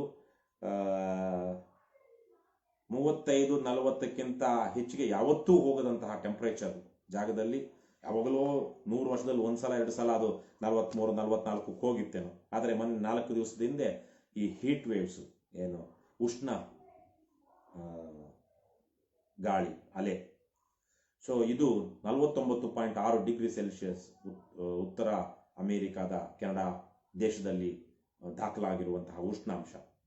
ಸೊ ಅದರ ಜೊತೆಗೆ ನಮ್ಮದೇ ದೆಹಲಿಯಲ್ಲಿ ಇತ್ತೀಚೆಗೆ ಬಹಳ ದೊಡ್ಡ ಮಟ್ಟದಲ್ಲಿ ಏನು ಟೆಂಪರೇಚರು ಏರಿಕೆ ಆಗಿತ್ತು. ಇವೆಲ್ಲ ಯಾಕೆ ಆಗ್ತಾ ಇದೆ? ಅತಿವೃಷ್ಟಿ, ಅನಾವೃಷ್ಟಿ. ಅಂದರೆ ಅತಿವೃಷ್ಟಿ ಅಂದರೆ ಹೆಚ್ಚು ಮಳೆಯಾಗಿ ಪ್ರವಾಹ ಬರೋದು, ಅನಾವೃಷ್ಟಿ ಅಂದರೆ ಬರಗಾಲ, ಅದರ ಜೊತೆಗೆ ಅಕಾಲ ವೃಷ್ಟಿ. ಬರಬಾರದ ಸಮಯದಲ್ಲಿ ಇನ್ನೇನು ಕೊಯ್ಲಿಗೆ ಬಂದಂಥ ಸಂದರ್ಭದಲ್ಲಿ ಬಹುತೇಕ ಸಂದರ್ಭಗಳಲ್ಲಿ ಆ ತಿಂಗಳುಗಳಲ್ಲಿ ಮಳೆ ಬರೋದಿಲ್ಲ. ಅದನ್ನ ಕಣಕ್ಕೆ ಹಾಕಿದಾಗ ಮಳೆ ಬರೋದಿಲ್ಲ ಸುಗ್ಗಿಯ ಸಮಯದಲ್ಲಿ. ಆದರೆ ಕೊಯ್ಲಿನ ಸಂದರ್ಭದಲ್ಲಿ, ಸುಗ್ಗಿಯ ಸಂದರ್ಭದಲ್ಲಿ ಇವಾಗ ಮಳೆಗಳಾಗ್ತಾ ಇವೆ. ಮತ್ತೆ ಬಿತ್ತನೆ ಮಾಡಬೇಕಾದಂತಹ ಸಂದರ್ಭದಲ್ಲಿ ಮಳೆಗಳು ಬರ್ತಾ ಇಲ್ಲ. ಇದು ಅಕಾಲ ವೃಷ್ಟಿ. ಇಷ್ಟು ದಿವಸ ನಾವು ಅತಿವೃಷ್ಟಿ ಮತ್ತು ಅನಾವೃಷ್ಟಿಯನ್ನ ಕೇಳಿದ್ವಿ, ಇದು ಅಕಾಲ ವೃಷ್ಟಿಯ ಕಾಲ. ಸೊ ಇವೆಲ್ಲ ಆದಾಗ ಮುಂದಿನ ದಿನಗಳಲ್ಲಿ ಮನುಷ್ಯನಿಗೆ ಸಾಕಷ್ಟು ಸಮಸ್ಯೆಗಳು ಉದ್ಭವ ಆಗುತ್ತೆ. ಊಟ ಇವತ್ತೇನೋ ಒಂದು ಕಡೆ ಎಲ್ಲೋ ಬೆಳೆದು ಊಟ ಸಿಗ್ತಾ ಇದೆ, ಆದರೆ ಇದು ಹೆಚ್ಚಾದಾಗ ಏನಾಗುತ್ತೆ ಗೊತ್ತಾಗ್ತಲ್ಲ. ಇದ್ರ ಬಗ್ಗೆ ನಾವು ಯೋಚನೆ ಮಾಡ್ತಾ ಇದೀವ? ಇಲ್ಲ. ನಮ್ಮ ಊಟ ಸೇವನೆಯಲ್ಲಿರಬಹುದು, ನಾವು ನಿಸರ್ಗದ ವಸ್ತುಗಳನ್ನು ಭೋಗಿಸುವುದರಲ್ಲಿರಬಹುದು, ಏನಾದ್ರು ಸಂಯಮ ಮಾಡಿಕೊಂಡು ನಾವು ಈ ಜಾಗತಿಕ ತಾಪಮಾನ ಏರಿಕೆಯನ್ನು ಇಳಿಸಿಕೊಂಡು ನಮ್ಮ ಮುಂದಿನ ತಲೆಮಾರುಗಳಿಗೆ, ನಮ್ಮ ಮಕ್ಕಳಿಗೆ ಮೊಮ್ಮಕ್ಕಳಿಗೆ ಒಂದು ಬದುಕಲು ತುಂಬಾ ಅಪಾಯಕಾರಿ ಅಲ್ಲದಂತಹ ಒಂದು ಜಗತ್ತನ್ನ ಬಿಟ್ಟು ಹೋಗಬೇಕು ಅಂತ ಏನಾದ್ರು ಯೋಚನೆ ಮಾಡ್ತಾ ಇದೀವ? ಇಲ್ಲ. ಅದನ್ನ ನಮ್ಮ ಸಾಮಾಜಿಕ ನಾಯಕರುಗಳು ಮಾತನಾಡ್ತಾರೆ, ಆದರೆ ಅವರ ಮಾತುಗಳನ್ನ ಕೇಳೋದಿಲ್ಲ. ವಿಶೇಷವಾಗಿ ನಮ್ಮ ರಾಜಕೀಯ ನಾಯಕರುಗಳು ನಮ್ಮ ದೇಶದಲ್ಲಿ ಯಾರಾದ್ರೂ ಮಾತನಾಡ್ತಿದ್ದಾರೆ ಅಂದ್ರೆ ಇಲ್ಲ, ಅವ್ರಿಗೆ ಅದು ಬೇಕಾಗಿಲ್ಲ, ಅವ್ರಿಗೆ ಬೇಕಾಗಿರುವಂತಹದ್ದು ಅಧಿಕಾರ. ಇನ್ನು ಭ್ರಷ್ಟಾಚಾರದ ಬಗ್ಗೆ ಮಾತನಾಡೋದಾದ್ರೆ ನಮ್ಮದೇ ರಾಜ್ಯದ ಬಗ್ಗೆ ಮಾತನಾಡ್ತೀನಿ ನಾನು, ಬೇರೆ ರಾಜ್ಯದ ಬಗ್ಗೆ ಮಾತನಾಡೋದಿಲ್ಲ. ಇವತ್ತು ಯಾರಿಗೆ ಬೇಕಾಗಿದೆ ಸರ್ಕಾರ? ವಿಶೇಷವಾಗಿ ಬಡವರಿಗೆ. ಅದು ಯಾವುದೇ ವರ್ಗದಲ್ಲಿರಲಿ, ಅವರು SC ಇರಲಿ, ST ಇರಲಿ, ಬ್ಯಾಕ್ವರ್ಡ್ ಇರಲಿ, ಮೈನಾರಿಟಿ ಇರಲಿ, ಜನರಲ್ ಇರಲಿ, ಯಾವುದೇ ವರ್ಗದ ಜನರ ಬಡವರಿಗೆ ಇವತ್ತು ಸರ್ಕಾರ ಬೇಕಾಗಿದೆ. ಬಡವರಿಗೆ ರೇಷನ್ ಕಾರ್ಡ್ ಬೇಕಾಗಿರುವಂಥದ್ದು, ಬಡವರಿಗೇನೆ ಅನ್ನಭಾಗ್ಯ ಯೋಜನೆ ಬೇಕಾಗಿರುವಂಥದ್ದು, ಬಡವರಿಗೇನೆ ಸರ್ಕಾರಿ ದಾಖಲೆಗಳು, ವಿಶೇಷವಾಗಿ ಜಾತಿ ಮತ್ತು ಆದಾಯ ಪ್ರಮಾಣ ಪತ್ರಗಳು ಬೇಕಾಗಿರೋದು, ಬಡವರಿಗೇನೆ ಮಾಸಾಶನ ತೆಗೆದುಕೊಳ್ಳೋದಿಕ್ಕೆ ಏನು ಅವರ ವಾಸ ಪ್ರಮಾಣ ಪತ್ರ ಬೇಕಾಗಿರುವಂತಹದ್ದು, ಕಡುಬಡವರಿಗೆ. ಆದರೆ ಇವತ್ತು ನಮ್ಮ ಸರ್ಕಾರಿ ಕಚೇರಿಗಳಿಗೆ ಹೋದಾಗ ಆದಾಯ ಪ್ರಮಾಣ ಪತ್ರ ತೆಗೆದುಕೊಳ್ಳಬೇಕು ಅಂದ್ರೆ, ಜಾತಿ ಪ್ರಮಾಣ ತೆಗೆದುಕೊಳ್ಳಬೇಕಂದ್ರೆ, ವಾಸ ದೃಢೀಕರಣ ಪತ್ರ ತೆಗೆದುಕೊಳ್ಳಬೇಕಾದ್ರೆ, ಅವ್ರಿರುವಂತ ಜಮೀನಿಗೆ ಅಥವಾ ಜಾಗಕ್ಕೆ ಒಂದು ಖಾತೆ ಮಾಡಿಸ್ಬೇಕು, ಪಹಣಿ ತಗೋಬೇಕು ಅನ್ನೋ ಆಗಿದ್ರೆ, ಮಾಸಾಶನಕ್ಕೆ ಅಪ್ಲೈ ಮಾಡಬೇಕು ಅಂತಿದ್ರು, BPL ಕಾರ್ಡ್ಗೆ ಅಪ್ಲೈ ಮಾಡಬೇಕು ಅಂತಿದ್ರು ಲಂಚ ಇಲ್ಲದೆ ನಮ್ಮ ಸರ್ಕಾರಿ ಅಧಿಕಾರಿಗಳು ಕೆಲಸ ಮಾಡಿಕೊಡ್ತಾ ಇಲ್ಲ. ಮತ್ತೆ ಅನ್ನಭಾಗ್ಯ ಯೋಜನೆಯ ಪ್ರಕಾರ ಏನಾದರೂ ಅವರಿಗೆ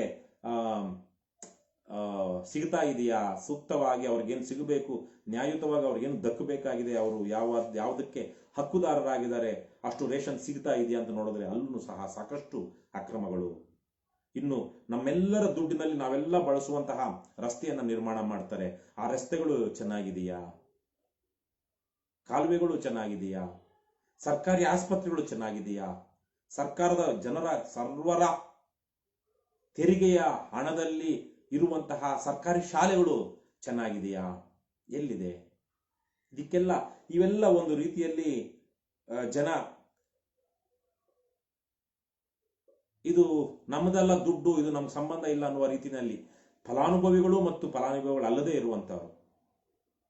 ಈಗ ನಾನು ಹಾಗೆ ನೋಡಿದ್ರೆ, ನಾನು ಪದೇ ಪದೇ ಹೇಳ್ತಾ ಇರ್ತೀನಿ, ವೈಯಕ್ತಿಕವಾಗಿ ಹೇಳೋದಾದ್ರೆ, ನನಗೆ ಈ ಸರ್ಕಾರದಿಂದ ಒಂದು ಇದು ಸಿಕ್ಕಿದ್ರೆ ಸಾಕು, ಯಾವುದು DL ಸಿಕ್ಕಿದ್ರೆ ಸಾಕು ಗಾಡಿ ಓಡಿಸೋದಿಕ್ಕೆ. ಅದಕ್ಕಿಂತ ಹೆಚ್ಚಿಗೆ ನನಗೆ ಈ ಸರ್ಕಾರದಿಂದ ಆಗ್ಬೇಕಲ್ಲ. ಏನು ರಸ್ತೆ ಇದೆಯೋ ಅದನ್ನ ಬಳಸ್ತೀನಿ, ಇನ್ನೇನಿದೆಯೋ ನಾನು ಏನು ತೆರಿಗೆ ಕಟ್ಟಬೇಕು ಅಷ್ಟು ತೆರಿಗೆ ಕಟ್ತೀನಿ, ನನಗೆ ನನ್ನ ಅಗತ್ಯಗಳು ಅಷ್ಟು ಪೂರೈಸುತ್ತೆ.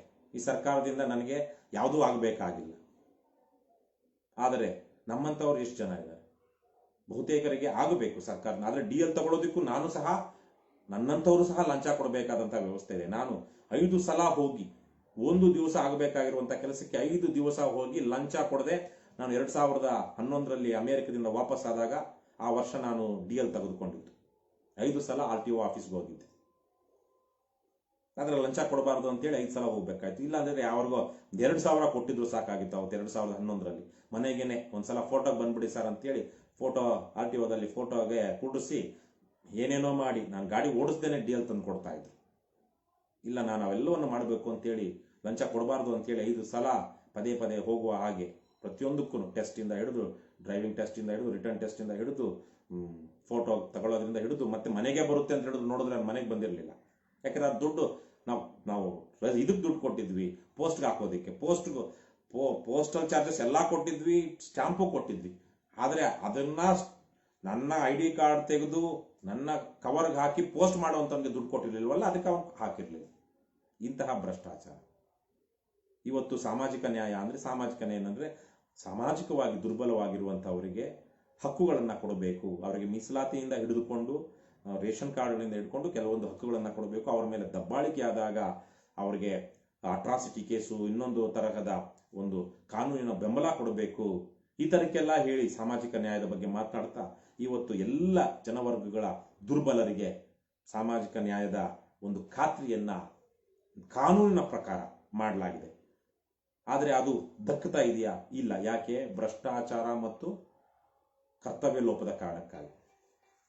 ಇದನ್ನ ಮಾಡೋದು ಹೇಗೆ? ಇದನ್ನ ಸರಿ ಮಾಡೋದು ಹೇಗೆ? ಇವತ್ತಿನ ಸಂದರ್ಭದಲ್ಲಿ ಅಧಿಕಾರಿಗಳು ನಿಜಕ್ಕೂ ಇವತ್ತು ಸಾಮಾಜಿಕ ನ್ಯಾಯ ಅಂದ್ರೆ ಭ್ರಷ್ಟಾಚಾರ ರಹಿತ ದಕ್ಷವಾದ ಆಡಳಿತ, ಪ್ರಾಮಾಣಿಕ ದಕ್ಷ ಆಡಳಿತ, ಭ್ರಷ್ಟಾಚಾರ ರಹಿತ ಆಡಳಿತ.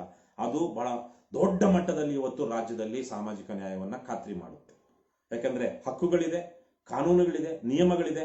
ಆ ಹಕ್ಕು, ಕಾನೂನು, ನಿಯಮಗಳನ್ನ ಜನರಿಗೆ ತಲುಪಿಸುವಂತಹ ಅಧಿಕಾರಿಗಳು ತಲುಪಿಸದೇ ಇದ್ದಾಗ, ಕೊಡದೇ ಇದ್ದಾಗ ಸಾಮಾಜಿಕ ನ್ಯಾಯ ಹೇಗೆ ಸಾಧ್ಯ ಆಗುತ್ತೆ? ಆದ್ರೆ ಇವತ್ತಿಗೂ ಒಂದಷ್ಟು ಜನ ಮೇಧಾವಿಗಳು ನಮ್ಮ ಸಮಾಜದಲ್ಲಿ ಇವತ್ತಿಗೂ ಜಾತಿ, ಮತ, ಕೆಲವೊಂದು ವಿಚಾರಗಳ ಬಗ್ಗೆ, ಅನಗತ್ಯವಾದ ವಿಚಾರಗಳ ಬಗ್ಗೆ ಭಾವನೆಗಳನ್ನ ಕೆರಳಿಸಿ, ಹೌದು ಒಂದು ಸಂದರ್ಭದಲ್ಲಿ ಆ ವಿಚಾರಗಳು ಬಹಳ ಮುಖ್ಯವಾಗಿತ್ತು.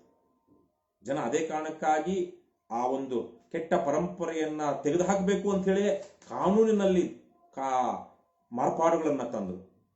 ಆ ಮಾರ್ಪಾಡುಗಳನ್ನ ನಾವು ಅನುಷ್ಠಾನ ಮಾಡೋದನ್ನ ಬಿಟ್ಟು ಬರೀ ಭಾವನೆಗಳನ್ನ ಕೆರಳಿಸ್ತಾ ಮಾತನಾಡುವಂಥದ್ದು ಈ ಹೊತ್ತಿನ ಸಂದರ್ಭದಲ್ಲಿ ಕೊರೋನಾ ವೈರಸ್ನಿಂದ ಲಕ್ಷಾಂತರ ಕೋಟ್ಯಾಂತರ ಜನ ಜೀವನೋಪಾಯಗಳನ್ನ ಕಳೆದುಕೊಂಡಿರುವಂತಹ ಸಂದರ್ಭದಲ್ಲಿ ಆ ವಿಚಾರಗಳನ್ನ ದೊಡ್ಡದು ಮಾಡಿಕೊಂಡು ಮೇಧಾವಿಗಳು ಇವತ್ತನ್ನು ಒಂದು ರೀತಿಯಲ್ಲಿ ಏನಂತಾರೆ, ಕೆಲವೊಂದು ಕೆಟ್ಟ ಪದ, ಅದು ಸರಿ ಹೋಗೋದಿಲ್ಲ,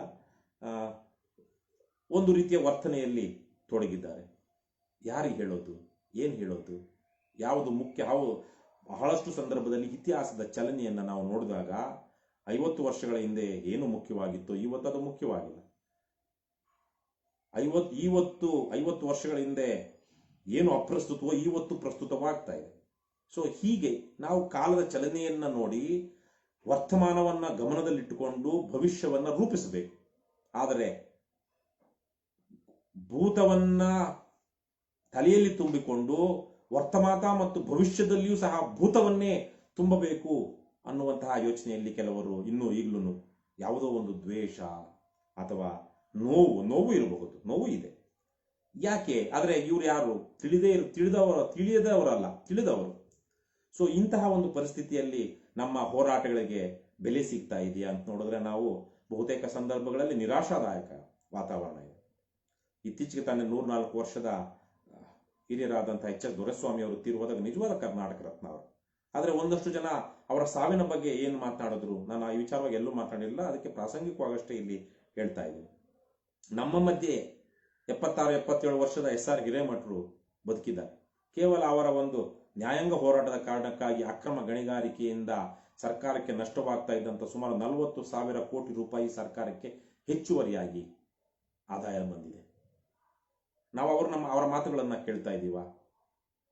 ಭ್ರಷ್ಟರಿಗೆ ನಾವು ಮತ ಹಾಕ್ತೀವಿ, ದುಷ್ಟರನ್ನ ನಾಯಕರನ್ನಾಗಿ ಆಯ್ಕೆ ಮಾಡ್ಕೊಳ್ತೀವಿ. ಆದರೆ ಭ್ರಷ್ಟಾಚಾರದ ವಿರುದ್ಧ, ದುಷ್ಟರ ವಿರುದ್ಧ SR ಹಿರೇಮಠರು ಏಕಾಂಗಿಯಾಗಿ ವೀರಾಧಿವೀರರಾಗಿ ಹೋರಾಡಬೇಕು ಅಂತ ಬಯಸ್ತೀವಿ. ಅವರು ಯಾವುದೋ ಸಂದರ್ಭದಲ್ಲಿ ಅವರ ಹೋರಾಟಗಳು ನಿಮಗೆ ತಲುಪದೇ ಇದ್ದಾಗ, ಪತ್ರಿಕೆಗಳು ಅದನ್ನ ಪ್ರಕಟಿಸದೇ ಇದ್ದಾಗ, ಟಿವಿಯಲ್ಲಿ ಅವರು ಬರದೇ ಇದ್ದಾಗ SR ಹಿರೇಮಠರು ಕಾಣೆಯಾಗ್ಬಿಟ್ಟಿದ್ದಾರೆ ಅಂತ ಮಾತಾಡ್ಕೊಳ್ತಾರೆ ಜನ. ವಿಚಿತ್ರವಾದಂತಹ ನಾನು ಇವೆಲ್ಲವನ್ನು ಗಮನಿಸದಂತಹ ಪ್ರಜಾಪ್ರಭುತ್ವದಲ್ಲಿ ಎಲ್ಲವನ್ನು ಬೇಕಾಗಿಲ್ಲ ಜನರಿಗೆ. ಆದರೆ ಗಮನಿಸಿದ್ರೆ ಒಳ್ಳೆಯದು. ಆದರೆ ಇವೆಲ್ಲ ಗಮನಕ್ಕೆ ಬಾರದಂತಹ ಜನರನ್ನ ಕೇಳ್ತಾ ಇಲ್ಲ. ಮೇಧಾವಿಗಳು ಅನ್ಸ್ಕೊಂಡಿರುವಂತವ್ರು ರಾತ್ರಿ ಹಗಲು ರಾಜಕೀಯವನ್ನ ಮಾತನಾಡುವಂತವ್ರು ಇಂತಹ ಮಾತುಗಳನ್ನ ಆಡ್ತಾರೆ. ಸೊ ಹಾಗಾಗಿ ಇಂತಹ ಸಂದರ್ಭದಲ್ಲಿ ಭವಿಷ್ಯವತ್ತು ಬಹಳ ಗಾಢಾಂಧಕಾರದಲ್ಲಿ ಸಾಗುತ್ತೆ ಅಂತ ನನಗೆ ಅನ್ನಿಸಿದೆ. ಹಾಗಾಗಿ ಇವತ್ತು ಸಮಾಜವೂ ಸಹ ಒಂದು ರೀತಿಯ ಆತ್ಮನಿರೀಕ್ಷಣೆ ಮಾಡಿಕೊಳ್ಬೇಕು ಅಂತ ನಾನು ಭಾವಿಸ್ತೀನಿ. ಅದು ಸಮಾಜಕ್ಕೆ ಬಿಟ್ಟಿದ್ದು. ಆದರೆ ಮುಖ್ಯವಾಗಿ ಇನ್ನೊಂದು ವಿಚಾರ ಹೇಳಬೇಕು ಈ ಸಂದರ್ಭದಲ್ಲಿ. ಯಾರು ಇದೇ ಸಂದರ್ಭದಲ್ಲಿ ನಾನು ಮುಂದಿನ 5 ದಿನಗಳ ಕಾಲ ಉಪವಾಸ ಮಾಡ್ತಿರುವಂಥ ಸಂದರ್ಭದಲ್ಲಿ ಯಾರು ಇದನ್ನು ಗಂಭೀರವಾಗಿ ತೆಗೆದುಕೊಳ್ಬೇಕು ಅಂದರೆ ಕರ್ನಾಟಕ ರಾಷ್ಟ್ರ ಸಮಿತಿ ಪಕ್ಷದ ಸದಸ್ಯರು, ಸೇನಾನಿಗಳು, ಪದಾಧಿಕಾರಿಗಳು. ನಾವು ಬಹಳ ದೊಡ್ಡ ಹೋರಾಟವನ್ನ ಕೈಗೆತ್ತಿಕೊಂಡಿದ್ದೀವಿ. ಬಹಳ ಘನವಾದ ಆದರ್ಶಗಳನ್ನು ಇಟ್ಕೊಂಡಿದ್ದೀವಿ. ಸಾರ್ವತ್ರಿಕ ಮೌಲ್ಯಗಳಿಗಾಗಿ ನಾವು ಹೋರಾಡ್ತಾ ಇದ್ದೀವಿ. ನಮ್ಮಲ್ಲಿ ಬಂದಿರುವಂತಹ ಬಹುತೇಕ ಜನ ಅವರಿಗೆ ಜೀವಮಾನದಲ್ಲಿ ಏನು ದಕ್ಕುತ್ತೆ ಏನು ದಕ್ಕಲ್ಲ ಅಂತ ಗೊತ್ತಿಲ್ಲ. ಅವರು ಅದರ ಬಗ್ಗೆ ಯೋಚನೆ ಮಾಡ್ತಾ ಇಲ್ಲ. ಆದರೆ ನಾನು ಒಂದು ಸತ್ಯವನ್ನು ಪ್ರತಿಪಾದಿಸಬೇಕು, ನ್ಯಾಯವನ್ನು ಪ್ರತಿಪಾದಿಸಬೇಕು, ಉತ್ತಮವಾದ ಸಮಾಜವನ್ನು ಕಟ್ಕೊಳ್ಬೇಕು ಅನ್ನುವಂತಹ ತುಡಿತ ಕರ್ನಾಟಕ ರಾಷ್ಟ್ರ ಸಮಿತಿ ಪಕ್ಷದ ಬಹುತೇಕರಲ್ಲಿ ಇದೆ. ಅದೇ ಕಾರಣಕ್ಕಾಗಿ ಇಲ್ಲಿ ಮನೆ ಬಿಟ್ಟು, ಮಠ ಬಿಟ್ಟು, ಅದ್ಯಾವುದೋ ಕ್ಷುಲ್ಲಕ ಆದರ್ಶಗಳಿಗೆಲ್ಲ ಬಹಳ ಉನ್ನತವಾದ ಆದರ್ಶಗಳಿಗೆ ಜನ ಕೆಲಸ ಮಾಡ್ತಾ ಇದ್ದಾರೆ. ಕರ್ನಾಟಕ ರಾಷ್ಟ್ರ ಸಮಿತಿ ಪಕ್ಷದ ಪದಾಧಿಕಾರಿಗಳು. ಹಾಗಾಗಿ ಅವ್ರಿಗೂ ಸಹ ಹಲವಾರು ಸಂದರ್ಭಗಳಲ್ಲಿ ಕೆಲವೊಂದು ವಿಚಾರಗಳಲ್ಲಿ ಸಂಶಯಗಳು ಬರಬಹುದು, ಸಂದೇಹಗಳು ಬರಬಹುದು, ಅಥವಾ ಇನ್ಯಾರೋ ಅಕ್ಕಪಕ್ಕದವರು ಗೇಲಿ ಮಾಡಬಹುದು. ಆದರೆ ಇವೆಲ್ಲವನ್ನು ಉಪೇಕ್ಷೆ ಮಾಡಲೇಬೇಕಾದಂತಹ ಉಪೇಕ್ಷೆ ಅದು ಮಾಡಿ ಅವರು ಕೆಲಸ ಮಾಡ್ತಾ ಇದ್ದಾರೆ. ಆದರೆ ಎಷ್ಟು ಅಂತ ಕೆಲವೊಂದು ವಿಚಾರಗಳನ್ನು ತಿಳಿದುಕೊಳ್ಳೋದಕ್ಕಾಗುತ್ತೆ? ಆಗೋದಿಲ್ಲ. ಬಹುತೇಕ ಜನ ತಿಳಿದುಕೊಳ್ತಾರೆ ಪಕ್ಷದಲ್ಲಿರುವಂಥವ್ರು. ಆದರೆ ಒಂದಷ್ಟು ಜನಕ್ಕೆ ಕೆಲವೊಂದು ಸಂಶಯಗಳು ಆಗಾಗ ಉದ್ಭವಿಸ್ತಾ ಇರುತ್ತೆ, ಎಲ್ರಿಗೂ ಉದ್ಭವಿಸುತ್ತೆ. ಹಾಗಾಗಿ ನಿಮಗೆ ನೀವೇ ಒಂದು ಆತ್ಮವಿಶ್ವಾಸವನ್ನು ರೂಢಿಸಿಕೊಳ್ಬೇಕಾಗಿದೆ. ನಮ್ಮ ಪಕ್ಷ ನಾವು ಬರುವಂತ ಎಲ್ರಿಗೂ ಹೇಳ್ತೀವಿ, ನಾವು ವೇದಿಕೆಯ ಮೇಲೆ ಒಂದು ಮಾತನಾಡಿ ಅಥವಾ ಜನರ ಮುಂದೆ ಒಂದು ಮಾತನಾಡಿ ಹಿಂದೆ ಹೋಗಿ ಇನ್ನೊಂದು ಮಾಡುವವರಲ್ಲ. ನಾವು ಹಿಂದೇನೂ ಅದನ್ನೇ ಮಾತನಾಡ್ತೀವಿ, ಹಾಗೇನೆ ನಡ್ಕೊಳ್ತೀವಿ. ರೂಮುಗಳಲ್ಲಿ ಹೋಗಿ ಅವ್ಯವಹಾರಗಳನ್ನ ಅಥವಾ ಇನ್ನೊಂದನ್ನ ಪ್ರೋತ್ಸಾಹ ಮಾಡುವಂತಹದನ್ನ ನಾವು ಮಾಡೋದಿಲ್ಲ. ಪಬ್ಲಿಕಲ್ಲಿ ಏನಿದೆಯೋ ಸರಳವಾಗಿ ಅದನ್ನ ಒಪ್ಕೊಳ್ತೀವಿ. ಪಬ್ಲಿಕಲ್ಲಿ ಮಾತಾಡಿದ್ದನ್ನೇ ಖಾಸಗಿಯಾಗಿ ನಾವು ಮಾತನಾಡ್ತೀವಿ ಅಂತ. ಸೊ ಇದು ಬಹುತೇಕ ಜನರಿಗೆ, ನಮ್ಮ ಪಕ್ಷದಲ್ಲಿರೋರಿಗೆ ಗೊತ್ತಾಗಿದೆ. ಬರುವಂಥವ್ರಿಗೂ ಸಹ ಇವೆಲ್ಲ ಗೊತ್ತಾಗಬೇಕು. ಹಾಗಾಗಿ ನಾವೇನ್ ಮಾಡಬೇಕು, ನಮ್ಮ ನಡವಳಿಕೆ ಯಾವಾಗಲೂ ಒಂದೇ ತರಕ್ಕೆ ಇರಬೇಕು, ಪಾರದರ್ಶಕವಾಗಿರಬೇಕು, ಸರಳವಾಗಿ ನಾವು ಬದುಕಬೇಕು. ಬಹಳ ಉನ್ನತವಾದ ಆದರ್ಶಗಳನ್ನು ಇಟ್ಕೊಂಡಿರುವಂತಹ ಸೈನಿಕರು ಕರ್ನಾಟಕ ರಾಷ್ಟ್ರ ಸಮಿತಿ ಪಕ್ಷದ ಸದಸ್ಯರು ಮತ್ತು ಪದಾಧಿಕಾರಿಗಳು. ಆ ಸೈನಿಕರಿಗೆ ಒಂದು ಸ್ಫೂರ್ತಿ ಬೇಕು, ಒಂದು ಬದ್ಧತೆ ಬೇಕು, ಸಂಯಮ ಬೇಕು, ಸಾರ್ಥಕತೆ ಬೇಕು. ಸೊ ಅದನ್ನೆಲ್ಲ ಪಡೆಯೋದಿಕ್ಕೆ ನಾವು ಕೆಲಸ ಮಾಡ್ತಾನೇ ಇರಬೇಕು. ಕರ್ಮ, ನಮ್ಮ ಕಾರ್ಯ ಏನಿದೆ ಆ ಕರ್ಮವನ್ನ, ಕಾರ್ಯವನ್ನ, ಕರ್ತವ್ಯವನ್ನ ನಾವು ನಿಭಾಯಿಸ್ತಾ ಇರಬೇಕು. ನಿಭಾಯಿಸುವಂತಹ ಸಂದರ್ಭದಲ್ಲಿ ಹಲವು ಎಡರು ತೊಡರುಗಳು ಬರುತ್ತವೆ. ಅದನ್ನು ನಾವು ನಿಭಾಯಿಸಿಕೊಂಡೇ ಹೋಗಬೇಕು. ಈ ಹಿನ್ನೆಲೆಯಲ್ಲಿ ನಾನು ಕರ್ನಾಟಕ ರಾಷ್ಟ್ರ ಸಮಿತಿ ಪಕ್ಷದ ಪದಾಧಿಕಾರಿಗಳಲ್ಲಿ, ಸ್ನೇಹಿತರಲ್ಲಿ ಕೇಳ್ಕೊಳ್ಳೋದೇನು ಅಂದ್ರೆ, ಬಂಧುಗಳೇ, ಇಲ್ಲಿ ನಾನು ಇವತ್ತು ಬೆಳಿಗ್ಗೆ ಮಧ್ಯಾಹ್ನ ಒಂದು ನೋಟ್ ಹಾಕಿದ್ದೀನಿ ಫೇಸ್ಬುಕ್ ಪೋಸ್ಟ್ ಅಲ್ಲಿ. ದಯವಿಟ್ಟು ಎಲ್ಲರೂ ಅದನ್ನು ಓದಿ. ಈ ವಿಡಿಯೋದಲ್ಲಿ ಕೇಳಿರೋದಕ್ಕಿಂತ ಇನ್ನೊಂದಷ್ಟು ಬೇರೆ ರೀತಿಯಲ್ಲಿ ಅಥವಾ ಬರವಣಿಗೆಗೆ ಸೂಕ್ತವಾದ ರೀತಿಯಲ್ಲಿ ಅಲ್ಲಿ ಹೇಳಿದ್ದೀನಿ. ಅಥವಾ ಈ ವಿಡಿಯೋದಲ್ಲಿ ಹೇಳಿದ್ದನ್ನು ನೀವು ಸಹ ಯೋಚನೆ ಮಾಡಿ, ಆಲೋಚನೆ ಮಾಡಿ ಅಂತ ನಿಮ್ಮನ್ನ ಕೇಳ್ಕೊಳ್ತೀನಿ. ಹಾಗೇನೆ ನಾನು ಮುಂದಿನ 5 ದಿವಸಗಳ ಉಪವಾಸ ಮತ್ತು ಮೌನದ ಸಂದರ್ಭದಲ್ಲಿ ನೀವುಗಳು ಕನಿಷ್ಠ 1 ದಿವಸವಾದರೂ ಒಂದು ಉಪವಾಸವನ್ನ ಮಾಡಿ. ಒಂದು ಇಡೀ ಹಗಲು, ಅಂದರೆ ಉದಾಹರಣೆ ಹೇಳೋದಾದರೆ, ಶುಕ್ರವಾರ ರಾತ್ರಿ ಊಟ ಮಾಡಿದ್ಮೇಲೆ ಭಾನುವಾರ ಬೆಳಿಗ್ಗೆ ತನಕ ಬರೀ ಸಾಧ್ಯವಾದರೆ ನೀರು ಕುಡಿದುಕೊಂಡು ಉಪವಾಸವನ್ನು ಮಾಡಿ. ಅಥವಾ ಆಗೋದಿಲ್ವಾ, ಶುಕ್ರವಾರ ರಾತ್ರಿ ಊಟ ಆದಮೇಲೆ ಶನಿವಾರ ರಾತ್ರಿಯ ತನಕ ಏನನ್ನು ತಿನ್ನಬೇಡಿ, ಶನಿವಾರ ತಿನ್ನಿ. ಒಂದೊತ್ತು ಒಪ್ಪತ್ತಾದ್ರೂ ಸಹ ನೀವು ಉಪವಾಸವನ್ನು ಮಾಡಿ, ಸಾಂಕೇತಿಕವಾಗಾದರೂ ಪರವಾಗಿಲ್ಲ. ಆ ಸಂದರ್ಭದಲ್ಲಿ ಉಪವಾಸ ಇರುವಂತಹ ಕಾರಣಕ್ಕಾಗಿ ನೀವು, ನಾನೆಲ್ಲ ವಿಚಾರಗಳನ್ನ ಪ್ರಸ್ತಾಪಿಸ್ತಾ ಇದ್ದೀನಿ, ನೀವು ಸಹ ಅದರ ಬಗ್ಗೆ ಯೋಚನೆ ಮಾಡಿ, ಆಲೋಚನೆ ಮಾಡಿ, ಮಂಥನವಾಗಲಿ. ನಿಮ್ಮ ಮನಸ್ಸಿನಲ್ಲಿ ಆಲೋಚನೆಗಳನ್ನ, ವಿಚಾರಗಳನ್ನ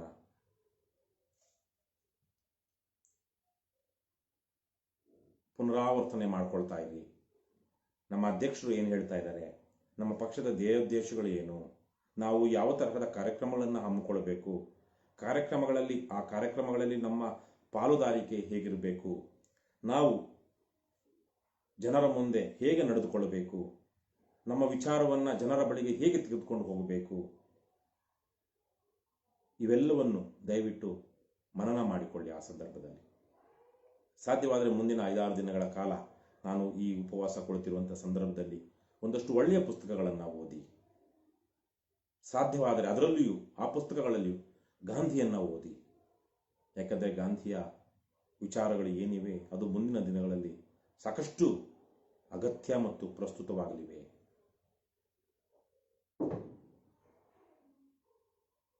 ಪ್ರಪಂಚವನ್ನು ವಿನಾಶಕ್ಕೆ ತಳ್ಳದೆ ನಮ್ಮ ಈ ಫಾಸಿಲ್ ಫ್ಯೂಯಲ್ಸ್ ಅಂತ ಏನು ಹೇಳ್ತೀವಿ ಅವುಗಳನ್ನು ಹೆಚ್ಚು ಸುಡದೆ, ಗ್ರೀನ್ ಹೌಸ್ ಗ್ಯಾಸಸ್ನ ಹೆಚ್ಚು ಮಾಡದೆ, ಇಡೀ ಭೂಮಂಡಲದ ಮೇಲಿರುವಂಥ ಎಲ್ಲ ಜನರು ಇಲ್ಲಿ ನಮ್ಮಿಂದ ಸೃಷ್ಟಿಯಾಗಿರುವಂತಹ ಅಥವಾ ನಮ್ಮಿಂದ ಏರಿಕೆಯಾಗಿರುವಂತಹ ಜಾಗತಿಕ ತಾಪಮಾನವನ್ನು ಹತೋಟಿಗೆ ತರಬೇಕು ಅನ್ನೋ ಹಾಗಿದ್ರೆ ನಾವು ಗಾಂಧಿಯ ಹಾಗೆ ದೊಡ್ಡ ಜನಸಮೂಹ ಯೋಚನೆ ಮಾಡಬೇಕು ಮತ್ತು ಗಾಂಧಿ ಹೇಳಿದ ಮಾರ್ಗದಲ್ಲಿ ನಾವು ಬದುಕಬೇಕು. ಹಾಗಾಗಿ ಇದು ಕೇವಲ ನಾವು ಮಾಡಿದ್ರೆ ಸಾಕಾಗೋದಿಲ್ಲ, ಆದರೆ ನಾವು ಶುರು ಮಾಡದೇನೆ ಬೇರೆಯವರು ಶುರು ಮಾಡೋದಿಲ್ಲ, ಇವೆರಡೂ. ಹಾಗಾಗಿ ನಾವು ಈಗಲಿಂದನೇ ಒಂದಷ್ಟು ನಮ್ಮ ಜೀವನ ಕ್ರಮಗಳಲ್ಲಿ ಬದಲಾವಣೆಗಳನ್ನು ತಂದುಕೊಳ್ಬೇಕು. ಹಾಗಾಗಿ ಗಾಂಧಿಯನ್ನು ನಾವು ಅಭ್ಯಾಸ ಮಾಡಬೇಕು. ಕೇವಲ ಗಾಂಧಿ 1869ರಲ್ಲಿ ಪೋರ್ಬಂದರಲ್ಲಿ ಹುಟ್ಟಿದ್ರು, 1948 ಜನವರಿ 30ರಂದು ಹಂತಕನ ಗುಂಡಿಗೆ ಬಲಿಯಾದರು, ಇದೆಲ್ಲ ಇತಿಹಾಸವನ್ನು ಓದಬೇಕಾಗಿರೋದು ನಾವು. ಅದು ಬರುತ್ತೆ ಇತಿಹಾಸದಲ್ಲಿ. ಆದರೆ ಗಾಂಧಿಯ ಜೀವನ ಮೌಲ್ಯಗಳು ಏನಿತ್ತು, ಪ್ರಕೃತಿಯ ಬಗ್ಗೆ ಗಾಂಧಿಯ ಒಡನಾಟ ಹೇಗಿತ್ತು, ಯಾವ ರೀತಿಯಲ್ಲಿ ಗಾಂಧಿ ಎಂತಹ ಮನೆಗಳಲ್ಲಿ ವಾಸ ಮಾಡ್ತಾ ಇದ್ರು, ಗಾಂಧಿ ಏನನ್ನ ತಿನ್ನುತ್ತಾ ಇದ್ರು, ಯಾವ ರೀತಿಯಲ್ಲಿ ತಿಂತಾ ಇದ್ರು, ಯಾವ ರೀತಿಯಲ್ಲಿ ಗಾಂಧಿ ಸಂವಹನ ಮಾಡ್ತಾ ಇದ್ರು, ಯಾಕಾಗಿ ಅದನ್ನ ಮಾಡ್ತಾ ಇದ್ರು, ಯಾಕೆ ಗಾಂಧಿ ಅರೆಬಟ್ಟೆಯನ್ನ ಹುಟ್ಟಿದ್ದು, ಕೇವಲ ಒಂದು ವಯಸ್ಸಾದ 50 ವರ್ಷ ಬಹುಶಃ ಆ ಸಂದರ್ಭದಲ್ಲಿ ಅವರಿಗೆ. ಅದಾದ ಮೇಲೆ ಅವರು ಕೇವಲ ಇನ್ನೇನು ಸಣ್ಣದಾಗಿ ಒಂದು ನಡುವಿಗೆ ಕಟ್ಟುವಂಥ ಅರೆಪಂಚೆ ಬಿಟ್ಟರೆ ಬೇರೆ ಏನನ್ನು ಓದ್ಕೊಳ್ತಾ ಇರಲಿಲ್ಲ, ಹಾಕ್ಕೊಳ್ತಾ ಇರಲಿಲ್ಲ, ಓದ್ಕೊಳ್ತಾ ಇದ್ರು ಚಳಿ ಆದಾಗ ಒಂದಷ್ಟು ರಗ್ಗನ್ನು. ಯಾಕೆ? ಇದ್ರ ಬಗ್ಗೆ ಯೋಚನೆ ಮಾಡಿ, ದಯವಿಟ್ಟು ಗಾಂಧಿಯನ್ನು ಅಭ್ಯಾಸ ಮಾಡಿ ಅಂತ ಕೇಳ್ಕೊಳ್ತೀನಿ. ಹಾಗೇನೆ ಮುಂದಿನ ದಿನಗಳಲ್ಲಿ ನಮ್ಮ ಪಕ್ಷದ ವತಿಯಿಂದ ನಾವು 10 ಹೋರಾಟಗಳನ್ನು, ಪ್ರವಾಸಗಳನ್ನು ಮಾಡಬೇಕಾಗಿದೆ, ಚುನಾವಣೆಗಳನ್ನು ಎದುರಿಸಬೇಕಾಗಿದೆ, ಸರ್ಕಾರಿ ಕಚೇರಿಗಳನ್ನು ಶುದ್ಧೀಕರಣ ಮಾಡಬೇಕಾಗಿದೆ, ನಮ್ಮ ಆತ್ಮಶುದ್ಧೀಕರಣದ ಜೊತೆಗೆ ವ್ಯವಸ್ಥೆಯ ಶುದ್ಧೀಕರಣವನ್ನು ಸಹ ನಾವು ಮಾಡಿಕೊಳ್ಬೇಕಾಗಿದೆ. ಹಾಗಾಗಿ ಅದೇ ಸಂದರ್ಭದಲ್ಲಿ ನಮ್ಮ ಕಡೆಯಿಂದ ಆಗಿರಬಹುದಾದ ತಪ್ಪುಗಳಿಗೆ ನಾನು ಸೇರಿದಂತೆ ನಾವೆಲ್ಲ ಆಗಾಗ ಪ್ರಾಯಶ್ಚಿತ್ತವನ್ನು, ಅದು ನಾವು ಯಾರಿಗೂ ನಮ್ಮ ತಪ್ಪುಗಳು ಯಾರಿಗೂ ಗೊತ್ತಿಲ್ಲ, ಅದು ನಮಗೆ ಮಾತ್ರ ಗೊತ್ತಿರುವಂತಹ ತಪ್ಪುಗಳು. ನಮ್ಮ ಕೆಲವು ತಪ್ಪುಗಳಿಗೆ ಯಾರೂ ಶಿಕ್ಷೆಯನ್ನ ಕೊಡೋದಿಲ್ಲ, ಆದರೆ ಪ್ರತಿಯೊಂದು ತಪ್ಪುಗಳಿಗೂ ಶಿಕ್ಷೆಯನ್ನು ಅನುಭವಿಸಬೇಕಾಗುತ್ತೆ ಮನುಷ್ಯ. ಯಾಕೆಂದ್ರೆ ಅದನ್ನ ಇನ್ನೊಂದು ಸಲ ಮಾಡದೇ ಇರುವಾಗೆ ಮತ್ತು ತಪ್ಪಿಗೆ ಪ್ರಾಯಶ್ಚಿತ್ತವಾಗಿ. ಸೊ ಹಾಗಾಗಿ ಅವೆಲ್ಲ ಅದ್ರ ಬಗ್ಗೆ ನಾನು, ನೀವು ಸೇರಿದಂತೆ ನಾವೆಲ್ಲರೂ ನಮ್ಮಿಂದ ಆಗಿರಬಹುದಾದಂಥ ಕೆಲವೊಂದು ತಪ್ಪುಗಳನ್ನು ನಾವು ಯೋಚನೆ ಮಾಡೋಣ, ಪ್ರಾಯಶ್ಚಿತ್ತ ಮಾಡ್ಕೊಳ್ಳೋಣ, ಮತ್ತೆ ಮುಂದಿನ ದಿನಗಳಲ್ಲಿ ಹೇಗೆ ನಮ್ಮ ಕೆಲಸ ಇರಬೇಕು ಅನ್ನೋದ್ರ ಬಗ್ಗೆ ಯೋಚನೆ ಮಾಡೋಣ. ಯಾಕಂದ್ರೆ ಆಗಲೇ ನಾನು ಹೇಳಿದಾಗೆ ಸಂಘರ್ಷಾತ್ಮಕ ದಿನಗಳು. ಹಾಗೆಯೇ ಇದೇ ಸಂದರ್ಭದಲ್ಲಿ ಪಕ್ಷದ ಕೆಲಸ ಮತ್ತು ಸಾಧನೆಗಳ ಬಗ್ಗೆ ಕಡಿಮೆ ಕೆಲಸ ಮಾಡಿಲ್ಲ ನಾವು ಕಳೆದ 2 ವರ್ಷದಲ್ಲಿ. ದೊಡ್ಡ ಜನಸಮೂಹದ ಬೆಂಬಲ ಇಲ್ಲ ನಮಗೆ. ದೊಡ್ಡ ಮಾಧ್ಯಮಗಳು ನಮ್ಮನ್ನ ಏನು ಹೊಗಳಿ ನಮ್ಮ ವಿಚಾರಗಳನ್ನು, ನಾವು ತುಂಬ ದೊಡ್ಡ ವಿಚಾರಗಳನ್ನು ಹೇಳಿದಾಗಲಿ, ದೊಡ್ಡ ಕೆಲಸಗಳನ್ನು ಮಾಡಿದಾಗಲಿ ನಮ್ಮನ್ನೇನು ಮಾಧ್ಯಮಗಳು ಹೊಗಳಿ ಪ್ರಚಾರ ಕೊಟ್ಟಿಲ್ಲ. ಆದರೂ ನಾವು ಕರ್ತವ್ಯವನ್ನು ಮಾಡ್ತಾನೆ ಬರ್ತಾ ಇದ್ದೀವಿ. ತುಂಬ ಪರಿಣಾಮಕಾರಿಯಾದಂಥ ಕೆಲಸಗಳನ್ನು ಮಾಡಿದ್ದೀವಿ.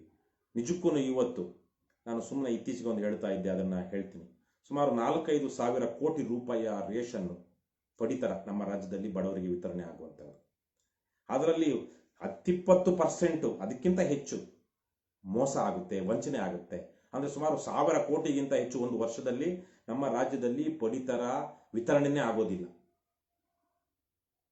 ಅದರಲ್ಲಿ ಅಂದರೆ ಹಾಗೆ ನೋಡಿದ್ರೆ ಒಂದು 10 ಅಥವಾ 20% ಅಂತ ಇಟ್ಕೊಳ್ಳೋಣ, 20% ಅಷ್ಟು ರೇಷನ್ನು ವಂಚನೆ ಆಗ್ತಾ ಇತ್ತು ಅಂದಾಗ ನಮ್ಮ ಹೋರಾಟದ ಕಾರಣಕ್ಕಾಗಿ 20% ಇದ್ದಿದ್ದು 18%ಗೆ ಬಂದರೆ ಅದು ಎಷ್ಟಾಯಿತು ಅಂದರೆ ಸುಮಾರು 100 ಕೋಟಿ ರೂಪಾಯಿ ಕರ್ನಾಟಕ ರಾಷ್ಟ್ರ ಸಮಿತಿ ಪಕ್ಷ ಮತ್ತು ಲಂಚ ಮುಕ್ತ ಕರ್ನಾಟಕ ನಿರ್ಮಾಣ ವೇದಿಕೆಯ ಕೆಲಸದಿಂದಾಗಿ ಇವತ್ತು ಬಡವರಿಗೆ 100 ಕೋಟಿ ರೂಪಾಯಿಯಷ್ಟು ಹೆಚ್ಚುವರಿ ಅಕ್ಕಿ, ಗೋಧಿ, ರಾಗಿ, ಬೇಳೆ ಬಡವರಿಗೆ ಸಿಗ್ತಾ ಇದೆ. ನಾವು ಇದನ್ನ ಈ ತರಕ್ಕೆ ಯೋಚನೆ ಮಾಡಿ ನೋಡಿ. ನಮ್ಮ ಪಕ್ಷದ ಹೆಸರು ಹೇಳ್ಕೊಂಡು ಇವತ್ತು 16 ಕಡೆ ಪೊಲೀಸ್ ಸ್ಟೇಷನ್ಗೆ ಹೋದವರು ಸಹ ನ್ಯಾಯ ಪಡ್ಕೊಂಡು ಆಚೆಗೆ ಬರ್ತಾ ಇದ್ದಾರೆ. ಸಬ್ ರಿಜಿಸ್ಟ್ರಾರ್ ಆಫೀಸ್ಗೆ ಹೋದವರು, ತಾಲೂಕ್ ಕಚೇರಿಗೆ ಹೋದವರು ಕರ್ನಾಟಕ ರಾಷ್ಟ್ರ ಸಮಿತಿ ಪಕ್ಷದ ಹೆಸರು ಹೇಳಿ ಲಂಚ ಕೊಡದೆ ಕೆಲಸ ಮಾಡಿಸ್ಕೊಳ್ತಾ ಬರ್ತಾ ಇದ್ದಾರೆ. ಯಾರಿಂದ ಆಯ್ತು? ನಮ್ಮೆಲ್ಲರ ಸಾಂಘಿಕ ಪ್ರಯತ್ನದಿಂದಾಗಿ ಆಯ್ತು. ಇದ್ರ ಬಗ್ಗೆ ಹೆಮ್ಮೆ ಮತ್ತು ಭಾವವನ್ನ ನೀವು ಅನುಭವಿಸಿ ಈ ಸಂದರ್ಭದಲ್ಲಿ ಯೋಚನೆ ಮಾಡಿ. ಇದೇ ಸಂದರ್ಭದಲ್ಲಿ ಅಹಿಂಸೆ ಮತ್ತು ಸತ್ಯ ಇದರ ಬಗ್ಗೆ ಗಾಂಧಿಯ ಏನು ತತ್ವಗಳಿತ್ತು ಅದರ ಬಗ್ಗೆನೂ ಯೋಚನೆ ಮಾಡಿ ಅಂತ ನಾನು ಕೇಳ್ಕೊಳ್ತೀನಿ. ಬಂಧುಗಳೇ, ಅಂತಿಮವಾಗಿ ಹೇಳೋದಾದರೆ, ನೀವು ನೋಡಿರುವ ಹಾಗೆ ಹಲವಾರು ವರ್ಷಗಳಿಂದ ಗಮನಿಸ್ಕೊಂಡು ಬರ್ತಿರುವಂಥವರು, ನಾನು ಹಲವಾರು ತರಹದ ಪ್ರಯೋಗ ಮತ್ತು ಪ್ರಯತ್ನಗಳನ್ನು ನನ್ನ ಸಾರ್ವಜನಿಕ ಜೀವನದಲ್ಲಿ ಮಾಡ್ತಾ ಬರ್ತಾ ಇದ್ದೀನಿ. ಕೆಲವೊಂದು ಸಂದರ್ಭದಲ್ಲಿ ಕೆಲವೊಂದು ಪ್ರಯೋಗಗಳು ಅಥವಾ ಪ್ರಯತ್ನಗಳು, ಕೆಲಸಗಳು ಔಟ್ಡೇಟೆಡ್, ಹಿಂದೆ ಆಗ್ತಾ ಇತ್ತು, ಆದರೆ ಇವತ್ತಿಗೆ ಅದು ಅಪ್ರಸ್ತುತ ಅಂತ ಅನ್ನಿಸಿರಬಹುದು. ಅಥವಾ ಕೆಲವೊಂದು ಇವತ್ತಿಗೆಲ್ಲ ಮುಂದಿನ ದಿನಗಳಿಗೆ ಇದು ಸೂಕ್ತ, ಆದರೆ ಇವತ್ತಿಗೆ ಇದು ಸ್ವಲ್ಪ ಅರ್ಲಿ ಆಯಿತು ಈ ಪ್ರಯತ್ನ ಅಂತ ಅನ್ನಿಸಿರಬಹುದು. ಆದರೆ ಕಾಲಕಾಲಕ್ಕೆ ಇದನ್ನು ನಾನು ಮಾಡಲೇಬೇಕಾಗುತ್ತೆ, ನನ್ನ ಕರ್ತವ್ಯದ ಭಾಗ. ಅದೇ ತರಕ್ಕೆ ಪಕ್ಷವೂ ಸಹ ಹಲವಾರು ಕಾರ್ಯಕ್ರಮಗಳನ್ನು ನಮ್ಮ ಪಕ್ಷದ ಕರ್ತವ್ಯವಾಗಿ ನಾವು ಮಾಡ್ತಾನೆ ಇರ್ತೀವಿ. ಸೊ ಈಗಾಗಲೇ ನಾನು ಹೇಳಿದಾಗ ಇವತ್ತಿನ ಈ ಒಂದು ಇದನ್ನು ಸಹ ಮುಂದಿನ ದಿನಗಳಿಗೆ ಸಿದ್ಧವಾಗೋದಕ್ಕೆ, ಆತ್ಮಬಲ ಮತ್ತು ಸಂಕಲ್ಪ ಬಲವನ್ನು ಹೆಚ್ಚಿಸಿಕೊಳ್ಳೋದಕ್ಕೆ, ನನ್ನ ಕೆಲವೊಂದು ವಿಚಾರಗಳನ್ನು ನಿಕಷಕ್ಕೆ ಒಡ್ಡಿಕೊಳ್ಳೋದಕ್ಕೆ, ಸಾಧ್ಯವಾದರೆ ನನ್ನ ಕೆಲವೊಂದು ಏನಂತಾರೆ ಕಾರ್ಯನಿರ್ವಹಿಸುವ ರೀತಿಯನ್ನು ಬದಲಾಯಿಸಿಕೊಳ್ಳೋದಕ್ಕೆ ಅದು ಬಹಳ ಕಷ್ಟ ಇದೆ. ಯಾಕಂದರೆ ನಾವು ಅದು ಸುಮಾರು 47 ವರ್ಷಗಳ ಜೀವನದಲ್ಲಿ ಅದು ನಾನಾ ತರಹದ ರೀತಿಯಲ್ಲಿ ಜಡ್ಡುಗಟ್ಟು ಹೋಗಿರುತ್ತೆ ಅಥವಾ ಅದಕ್ಕೆ ಮೋಲ್ಡ್ ಆಗಿಬಿಟ್ಟಿರುತ್ತೆ. ಕೆಲವೊಂದನ್ನು ಒಂದೇ ದಿವಸದಲ್ಲಿ ಬದಲಾವಣೆ ಮಾಡ್ಕೊಳ್ಳೋದಕ್ಕಾಗೋದಿಲ್ಲ, ಆದರೆ ಆ ದಿಕ್ಕಿನಲ್ಲಿ ನಿರಂತರ ಪ್ರಯತ್ನ ಮಾಡಬೇಕಾಗುತ್ತೆ. ಸೊ ಯಾವುದನ್ನು ಬದಲಾಯಿಸಬೇಕು, ಯಾಕಾಗಿ ಬದಲಾಯಿಸಬೇಕು? ಮಾತಿನ ರೀತಿ ಇರಬಹುದು, ಹೇಳುವ ರೀತಿ ಇರಬಹುದು, ಇವೆಲ್ಲವೂ ಸಹ ನಾವು ಮಾಡ್ತಿರುವಂಥ ಕೆಲಸ ತುಂಬ ದೊಡ್ಡದಾಗಿರೋದ್ರಿಂದ ನಮ್ಮೆಲ್ಲ ಕೆಲವೊಂದು ಅಹಮ್ಮಗಳನ್ನು ಬಿಟ್ಟು ಕೆಲವೊಂದು ಬದಲಾವಣೆಗಳನ್ನು ಮಾಡ್ಕೊಳ್ಬೇಕಾಗಿದೆ. ಮಾಡ್ಕೊಳ್ಬೇಕಾಗಿದೆಯಾ? ಅಗತ್ಯ ಇದೆಯಾ ಅನ್ನೋದಕ್ಕಿಂತ ಅದನ್ನು ಮಾಡ್ಕೊಳ್ಳೋದ್ರಿಂದ ಹೆಚ್ಚಿನ ಒಳ್ಳೆಯದನ್ನು ಮಾಡೋದಕ್ಕಾಗುತ್ತಾ? ಅದನ್ನು ಮಾಡ್ಕೊಳ್ಳೋದ್ರಿಂದ ಹೆಚ್ಚಿನ ಒಳ್ಳೆಯದೇನು ಆಗೋದಿಲ್ಲ. ನೀವು ಸ್ವಲ್ಪ ಸಭ್ಯ ಅಂತ ಜನ ಬಾಯಿಸಬಹುದು, ಸಜ್ಜನರಾಗಬಹುದು, ಆದರೆ ಅದರಿಂದ ಏನು ಉಪಯೋಗ ಇಲ್ಲ. ಅಂದರೆ ಮಾಡ್ಕೊಂಡು ಏನು ಪ್ರಯೋಜನ? ನಾವು ಇರುವಂತಹ ರೀತಿಯಲ್ಲೇ ಆಗ ಮುಂದುವರಿಬೇಕಾಗುತ್ತೆ. ಯಾಕಂದ್ರೆ ನಮ್ಮ ಒಂದು ಸಾತ್ವಿಕ ಆಕ್ರೋಶ ಅಥವಾ ನಮ್ಮ ಕಾರ್ಯವೈಖರಿ ಈಗಾಗಲೇ ಒಂದಷ್ಟು ಸಕಾರಾತ್ಮಕ ಬದಲಾವಣೆಗಳನ್ನು ತಂದುಕೊಟ್ಟಿದೆ. ಸೊ ಹಾಗಾಗಿ ಇವೆಲ್ಲವೂ ಯಾವ ಸಂದರ್ಭದಲ್ಲಿ ಮಾಡ್ಕೊಳ್ಬೇಕು, ಇವೆಲ್ಲದರ ಬಗ್ಗೆ ನಾನು ಯೋಚನೆ ಮಾಡ್ತಾ ಇರಬೇಕಾಗುತ್ತೆ, ಮತ್ತೆ ಪ್ರಯೋಗಗಳನ್ನು ಮಾಡ್ತಾ ಇರಬೇಕಾಗುತ್ತೆ.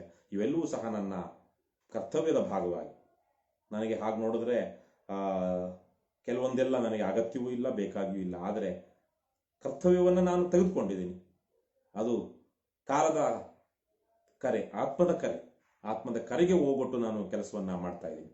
ಸೊ ಆ ಹಿನ್ನೆಲೆಯಲ್ಲಿ ಇವೆಲ್ಲವನ್ನು ಕೆಲವೊಂದನ್ನು ನಾನು ಮಾಡ್ತಾ ಇರಬೇಕಾಗುತ್ತೆ. ಈ ತರಹದ ಪ್ರಯತ್ನಗಳು ಅಥವಾ ಪ್ರಯೋಗಗಳನ್ನು ಮಾಡಿದಾಗ, ಈಗ 5 ದಿವಸ ಉಪವಾಸ ಅಂತ ಹೇಳಿದಾಗ ಒಂದಷ್ಟು ಜನರಿಗೆ ನಮ್ಮ ಆತ್ಮೀಯರಿಗೆ ಪಾಪ ಅನಿಸುತ್ತೆ, ಏನಾಗಬಹುದು ಅನಿಸುತ್ತೆ. ನಾನು ಹಿಂದೆ 8 ದಿವಸಗಳ ಕಾಲ ಉಪವಾಸ ಮಾಡಿದ್ದೀನಿ. ನಿಮಗೆ ಬಹುತೇಕ ಜನರಿಗೆ ಅದು ಗೊತ್ತಿದೆ. ACB ರದ್ದಾಗಬೇಕು ಅಂದಾಗ ನಾನು ಹಿಂದೆ ಇದ್ದಂಥ ಪಕ್ಷದಲ್ಲಿ ACB ರದ್ದುಗೊಳಿಸಿ, ಲೋಕಾಯುಕ್ತ ಬಲಗೊಳಿಸಿ ಅಂತ ಹೋರಾಟ ಹಮ್ಮಿಕೊಂಡಾಗ 8 ದಿವಸಗಳ ಕಾಲ ಉಪವಾಸ ಮಾಡಿದ್ದೆ. ಆದರೆ ಅದು ಸುಮಾರು 5 ವರ್ಷಗಳ ಹಿಂದೆ. ಸೊ ಈ 5 ವರ್ಷಗಳಲ್ಲಿ ದೈಹಿಕವಾಗಿ, ಮಾನಸಿಕವಾಗಿ ನಾನಾ ತರಹದ ಬದಲಾವಣೆಗಳು ನನ್ನಲ್ಲಿ ಆಗಿರುತ್ತೆ. ಹಾಗಾಗಿ ಒಂದಷ್ಟು ಜನರಿಗೆ ಕಾಳಜಿ ಇರುತ್ತೆ. ಆದರೆ ನಾನು ಅವರಲ್ಲಿ ಕೇಳ್ಕೊಳ್ಳೋದೇನು ಅಂದರೆ, ದಯವಿಟ್ಟು ತುಂಬ ಆತಂಕಕ್ಕೆ ಪಡಬೇಡಿ. ನನ್ನ ಜೀವವನ್ನು ಅಪಾಯ ಕೊಡುವಂತಹ ಯಾವ ಆತ್ಮಹತ್ಯಾತ್ಮಕ ಕೆಲಸಗಳಿಗೆ ನಾನು ಹೋಗೋದಿಲ್ಲ. ಆದರೆ ನಮ್ಮ ಕೆಲಸ ಪರಿಣಾಮಕಾರಿಯಾಗಬೇಕು ಮತ್ತು ಅದರಿಂದ ಹೆಚ್ಚಿನ ಒಳ್ಳೆಯದಾಗಬೇಕು ಅಂದಾಗ ಕೆಲವೊಂದನ್ನು ನಾವು ಅನುಭವಿಸಲೇಬೇಕಾಗುತ್ತೆ, ಮಾಡಲೇಬೇಕಾಗುತ್ತೆ, ಪ್ರಯೋಗಗಳಿಗೆ ನಮ್ಮನ್ನು ಒಡ್ಕೊಳ್ಬೇಕಾಗುತ್ತೆ. ಇನ್ನು ಮುಂದಿನ ದಿನಗಳಲ್ಲಿ ನಾವು ಇನ್ನೂ ಹಲವು ತರಹದ ಪ್ರಯೋಗಗಳನ್ನು ಮಾಡಬೇಕಾಗಿದೆ. ಅದಕ್ಕೆ ಸಮಯ ಮತ್ತು ಹಣಕಾಸು ಇವೆಲ್ಲವೂ ಒದಗಿ ಬರಬೇಕಾಗುತ್ತೆ. ತುಂಬ ಏನು ಬೇಕಾಗಿಲ್ಲ, ಆದರೆ ಅದನ್ನು ನಾನು ಮುಂದಿನ ದಿನಗಳಲ್ಲಿ ಹಂಚ್ಕೊಳ್ತೀನಿ. ಆದರೆ ಈ ಸಂದರ್ಭದಲ್ಲಿ, ಇವತ್ತು ಮಾಡ್ತಿರುವಂತಹ ಈ ಪ್ರಯೋಗದ ಸಂದರ್ಭದಲ್ಲಿ ಹೆಚ್ಚಿಗೆ ಏನು ಆತಂಕ ಪಡದೆ ನೀವು ಇದಕ್ಕೆ ಬೆಂಬಲಿಸಿ